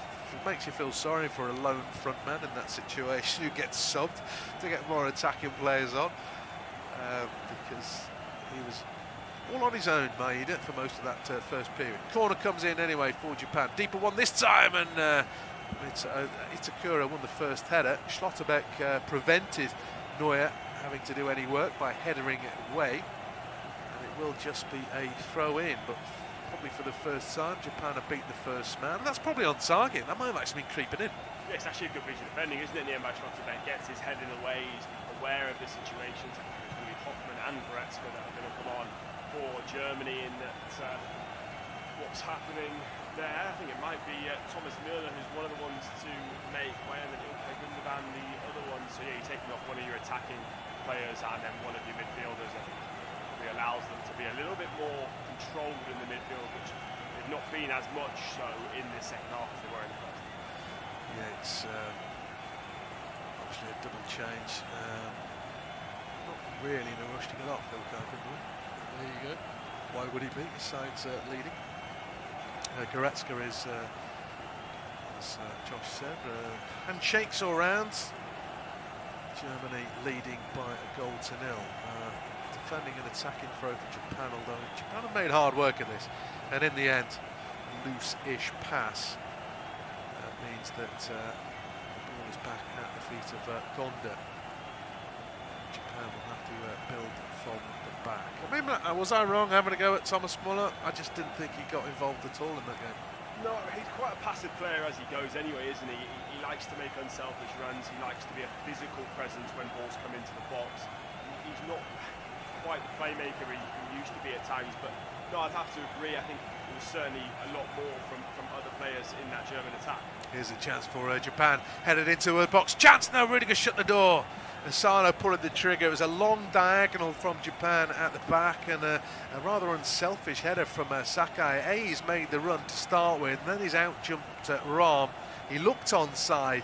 I think looking at a replay, Asano essentially needed to shoot first time. As soon as he took a touch, Rudiger is able to get goal side and gets the block in. If he's hitting that first time, he's testing the keeper, or at least the keeper. The route to the goal is unchallenged, other than Manuel Neuer. Corner comes in, and it's a double ricochet far post. Half a chance for it to occur. It couldn't quite control. It did take a touch off a German defender, Schlotterbeck, and that might have just forced the miscontrol. But just a couple of moments of alarm there for Germany. They've now got possession back.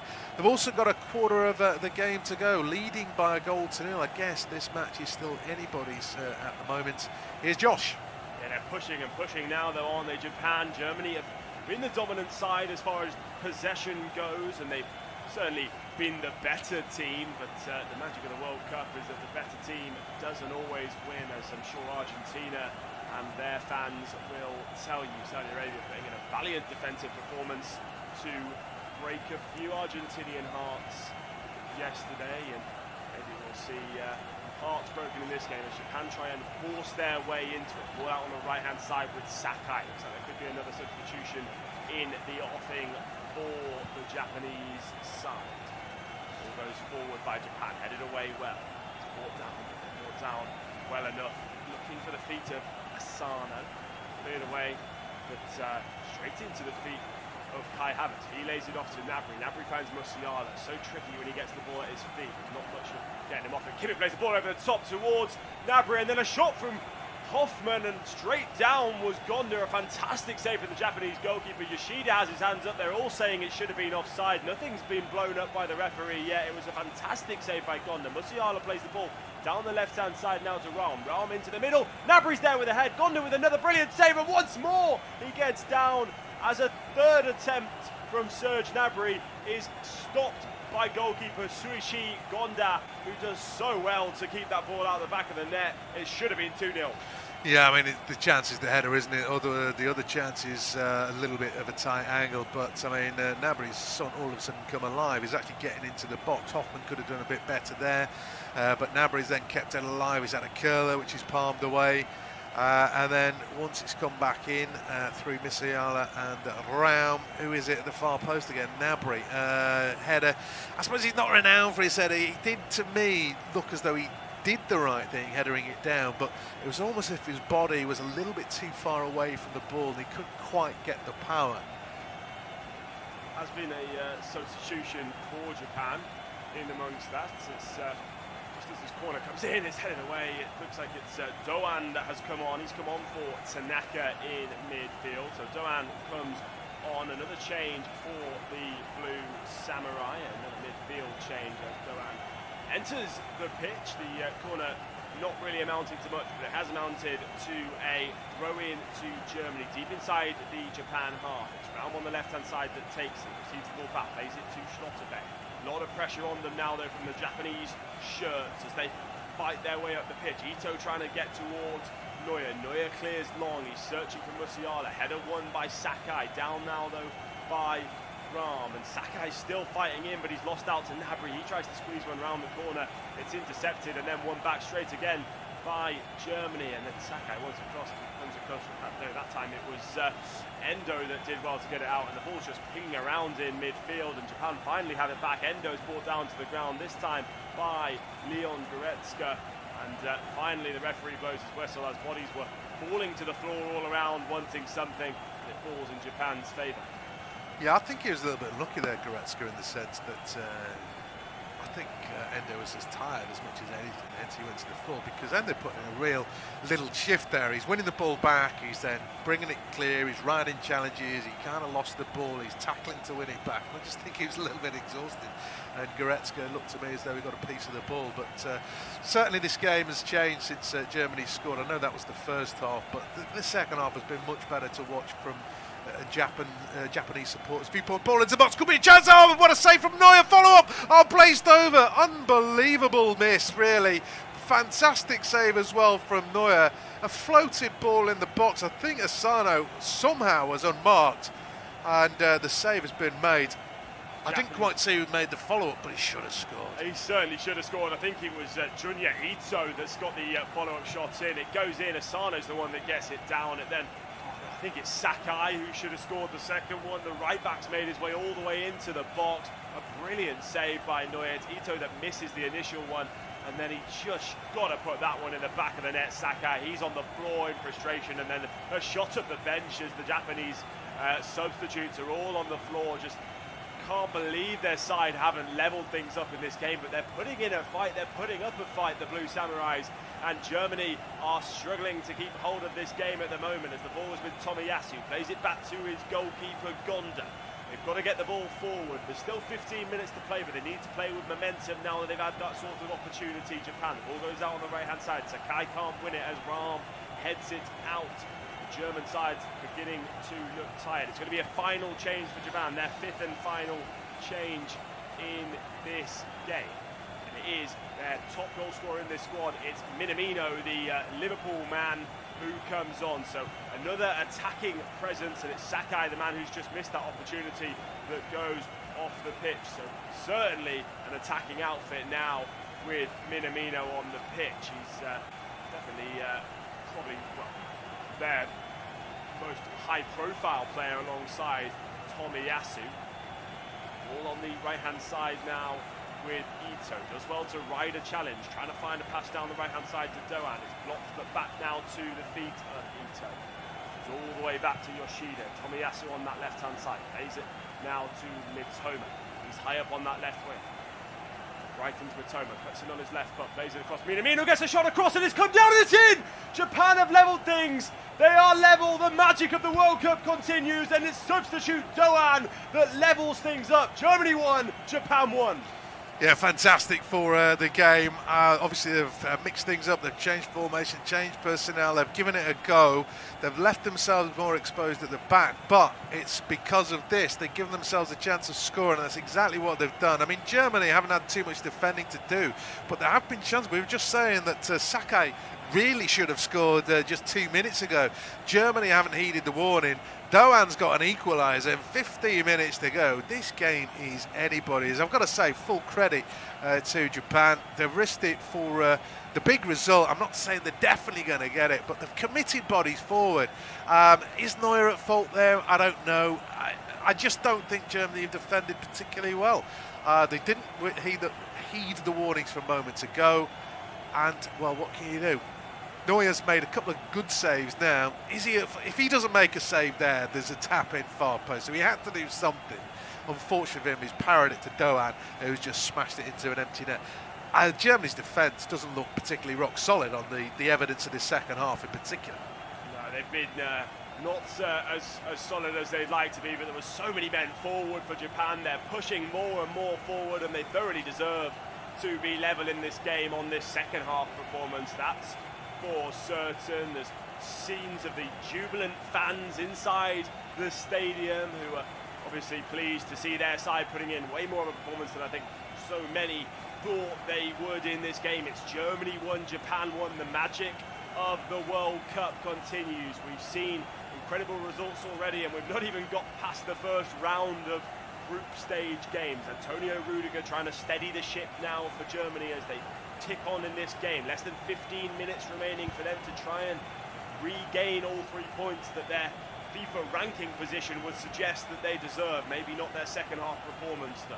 Schlotterbeck plays it out to the left-hand side where David Raum is there to meet it. He fires one into Kai Havertz. A bit of a poor touch, but he does well to knock it off to Gnabry. Gnabry lays it down to Kimmich in the central position, wide right, and it's a dispossessed from Hoffman. He couldn't get it under control, and it's down on the left-hand side now with Matoma. Hoffman's trying to chase him back.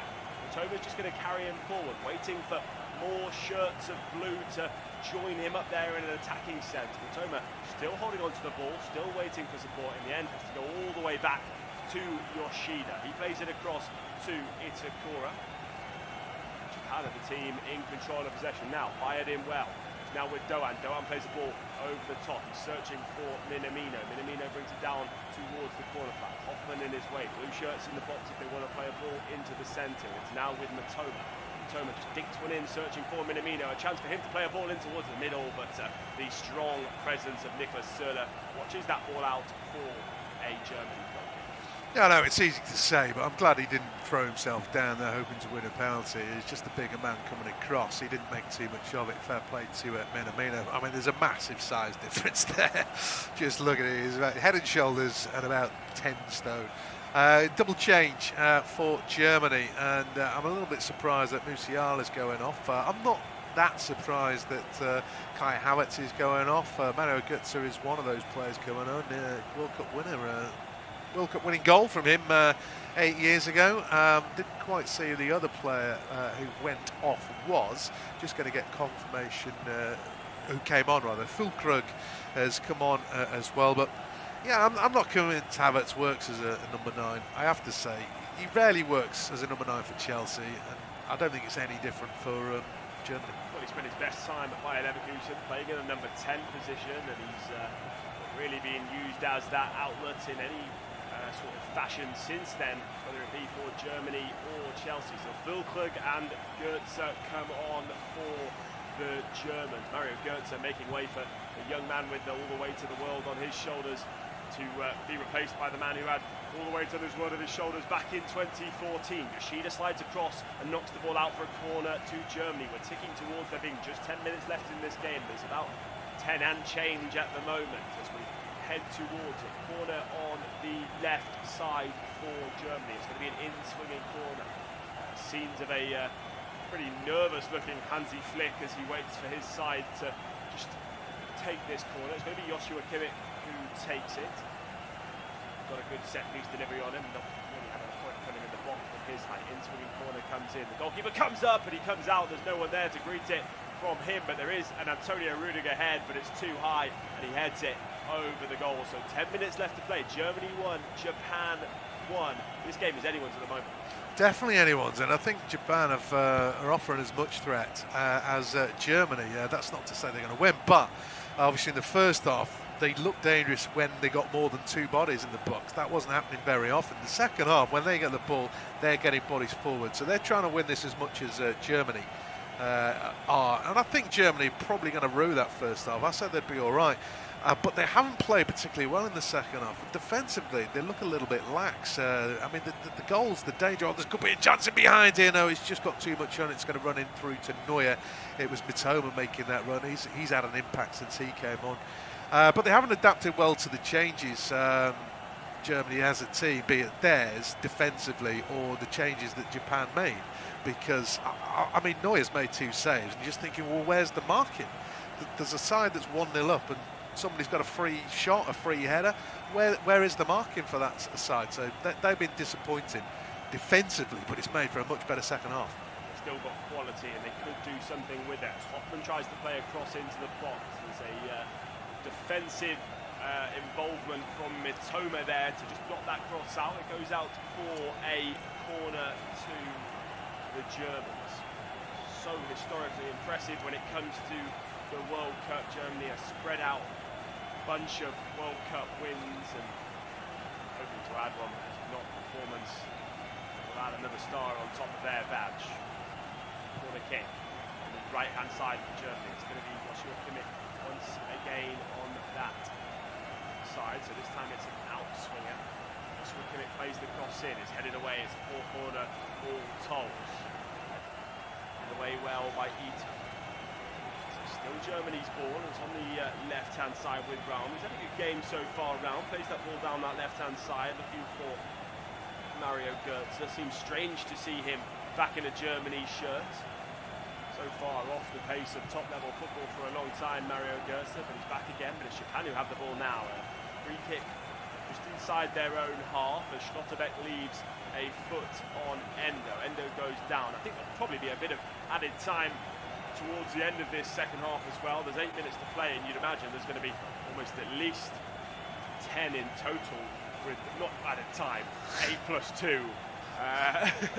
As I get a look there from Rob, who seems to think that I was going to say there's going to be 10 minutes added time. However, you wouldn't put it past FIFA the way that it's gone so far this tournament. Ball goes up, searching for Asano, does so well to bring it down. He's got Schlotterbeck on him, and he's put it in the back of the net. Japan are 2-1 up. It's a fairy tale story in this game. Japan are leading. Germany are pointless so far in this group. If it stays this way, the Japanese have turned it around from 1 goal down in that first half. They've scored twice in this second. Japan 2, Germany 1. Well, we're just talking about, I mean, the defence. I mean, this is a free kick inside the Japan half. 1 ball, a man's in behind. I don't know what Schlotterbeck's doing. He's not really making a challenge. And then Neuer's beaten from a tight angle. I mean, it's almost like they're half asleep in this second half. I mean, sometimes you can just go, right, that was a great move and whatever, or it's a 25-yard thunderbolt. This is a long ball over the top, and they're caught, they're stretched. It's terrible defending from Germany. It's a great finish. I mean, I'm not having to go at Neuer here because he's absolutely rifled it into the roof of the net, and you'd rather be beaten above than below, I guess. They're checking for offside. He's made a half step. I think this is Sule, who's about 3-4 yards behind everybody else. And of course, he hasn't told anybody. Schlotterbeck's assuming he's offside. It's a half-hearted attempt to get back. He's arguably then pulled him on the arm. It's a question whether he's onside. And then Neuer's managed to arch his back to get his head out of the way in the end. The goal stands. I mean, that's terrible defending. It was a tight offside, but that is terrible. I can't tell you how terrible that is. It was at walking pace, and it's almost as if they weren't even bothered. And that's with 6 minutes to go. So Japan on the verge of a shock. Japan lead 2-1. They do lead 2-1 in the 2022 Qatar World Cup group stages. It's a free kick to Germany for their chance to grasp anything from this game. There's just over 5 minutes remaining. The ball comes in from Raum. It goes all the way through. It looked like it might have gone out for a goal kick, but apparently it's come off the head of a Japanese defender. It goes out for a corner kick, and with Füllkrug on the pitch now, they do have some attacking ability with Schlotterbeck, and And Antonio Rudiger too. They're going to try and land this on the head of one of those attackers. An out-swinging cross from the right-hand side for Germany. Corner comes in. Floated up to the top, there's a head on it, but it's not strong enough. It's fallen down towards Goetze. Goetze can't get it out of his feet, but it's out of the box now as Yoshida just clears it up towards the halfway line, and you get the sense it's just going to be a defensive rearguard now from Japan. They're just going to have to sit behind the ball for 5 minutes. Looks like play maybe being stopped for a second from the referee. I think they might just check a handball. I mean, there's a kind of a block, a bouncing ball that got blocked. It was from the different angle as we're watching it. It's independent unofficial Off-Tube Studio commentary. So it's difficult to work out, A, whether it was deliberate, B, if it indeed touched the hand. I think it's a handball as much as anything. I mean, you could argue that Götze handballed it first, actually. They're looking at the handball. That's what they're looking at. Well, I think that's what they're looking at. But you can't give a penalty for that. There's not one angle that suggests that it's been handled. No, the way play on, and Germany come again. Again, ball over the top. It's headed away well, though, by Mitoma, who's come back to help out defensively. And that is what you're going to see now, just defensive shape from Japan. They managed to do in the first half. You've got to say, credit to Hajime Moriyasu, the man in charge of Japan. The substitutions he's made today have been incredible. They've been so much more defensively solid since they brought on Tomiyasu. Mitoma's had such an involvement since he's come on. The goals have come from Asano and Doan, who were both substitutes too. They've really, really looked like an impressive side when they brought on those substitutions.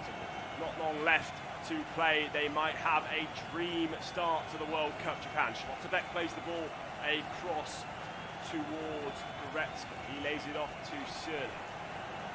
So many men in between him and the goal. There's not really much place to go other than sideways. Schlotterbeck tries to play a long ball in towards the area. Mitoma jumps up, it's headed in, headed away by Yoshida, then headed away by Endo, only as far as Raum, but jumping up with him was Doan, and they've won the ball back, Japan, and they play it long, play it too long, and they play it too inaccurate. It goes out for a Germany throw.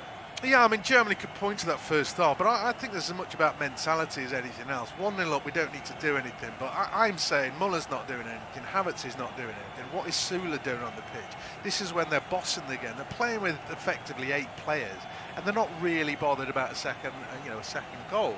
Now, Japan are quite happy to defend. I know it involves the other team changing, but they're going, right, we're a goal down, what can we do? Well, we're going to change personnel. No, we're going to change formation.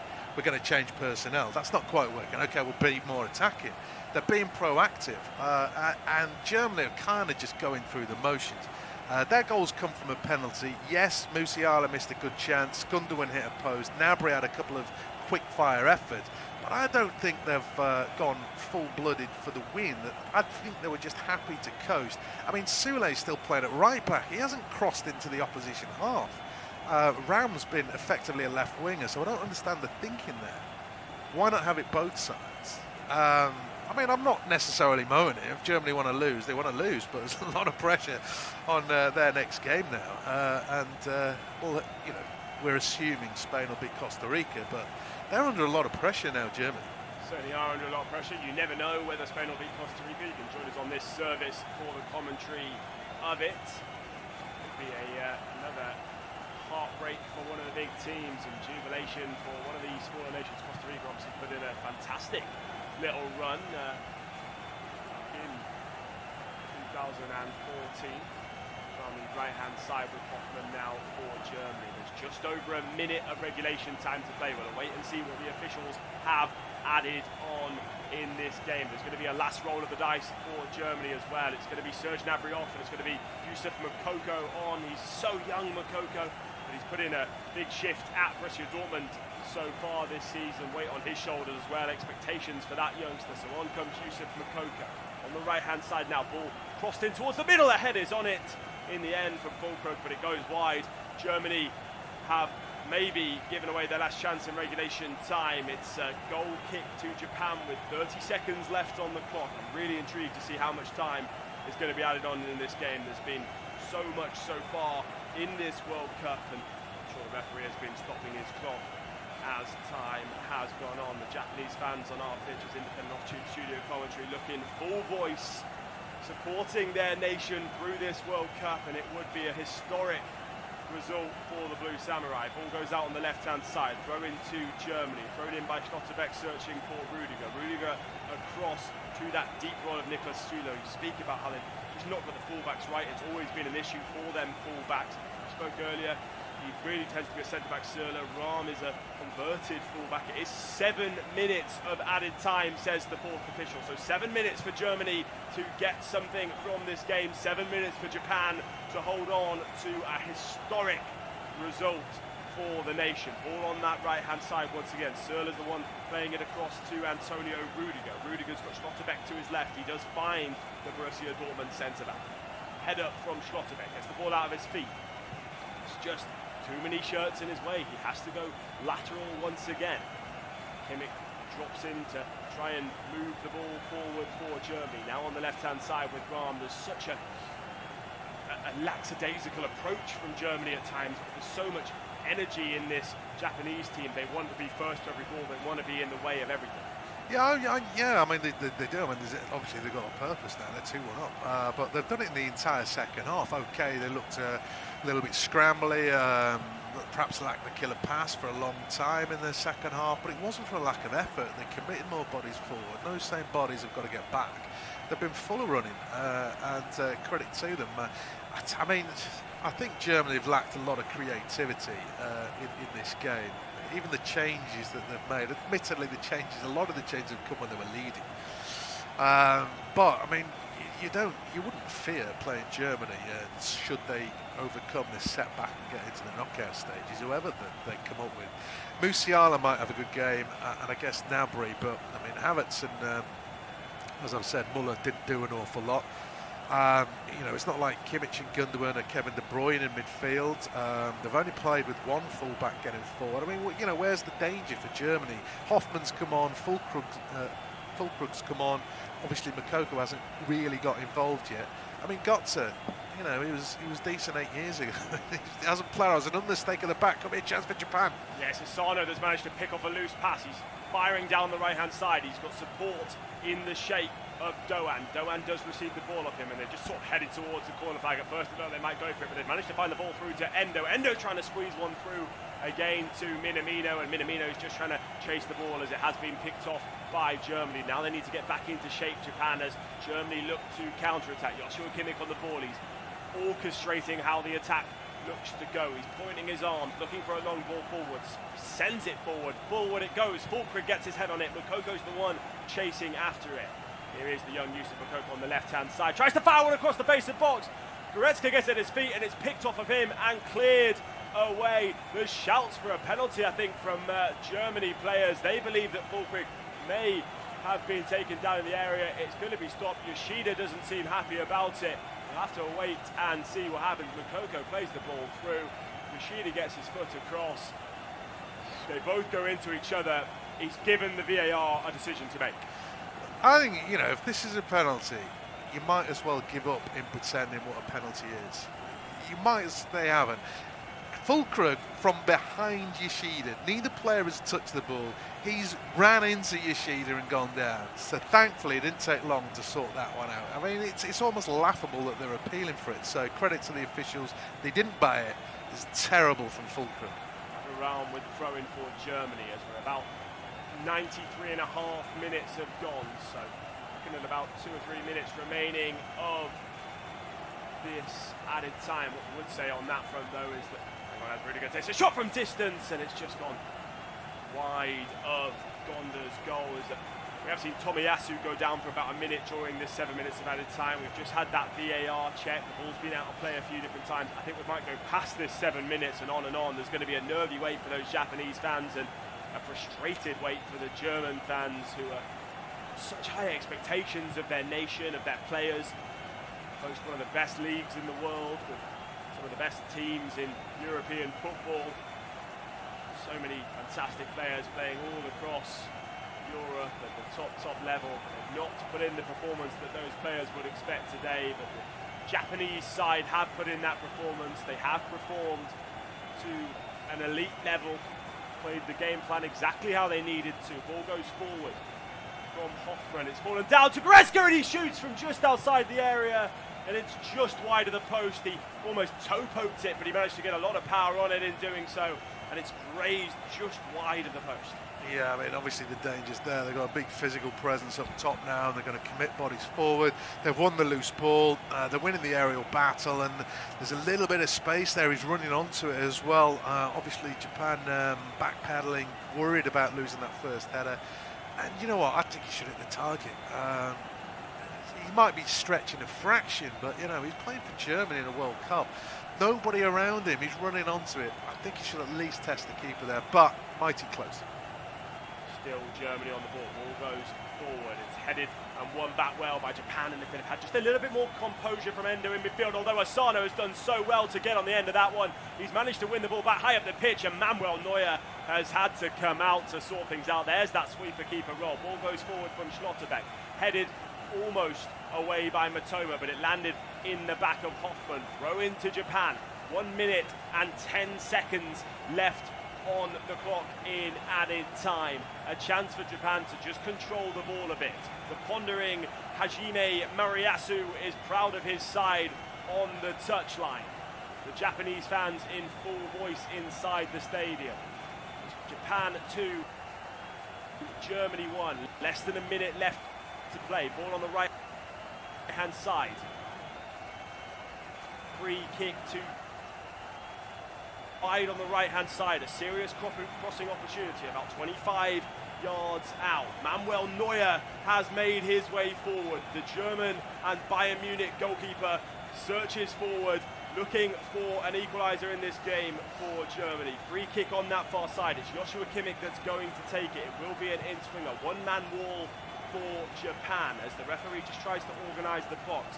The clock slowly ticking away. He's making sure the ball gets as far as it's supposed to. It's Minamino that's the one-man wall for the Blue Samurai, just inside the area. As we tick past now the 97th minute mark. Anything past this is additional time. Joshua Kimmich with the free kick. Neuer up.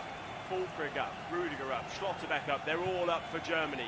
A last chance saloon for them to put this in the box. It comes in from Kimmich, there's a head on it, it's fallen down at the back post, and a brilliant piece of defending from Endo to stop that getting anywhere near the goal. He celebrates it like he's just scored a goal, but I think there's another corner to come. They'll all stay up, the German defenders, as there's bodies lying down as if it's a battlefield in the area from Japan. They've all got cramped now, whether that's mind games, whether it's a bit of a tactical thing, or whether they actually just have put too much effort in. They are fighting to keep hold of this historic victory if they can get it. Manuel Neuer stays inside the box. Corner kick for Germany. 98 minutes have now been played. Joshua Kimmich in swinging corner from the left-hand side. It comes in. The goalkeeper gets his fists on it. He's played it away. And there's a chase on now from Asano as he tries to nick the ball off Hoffman. Hoffman gets there first.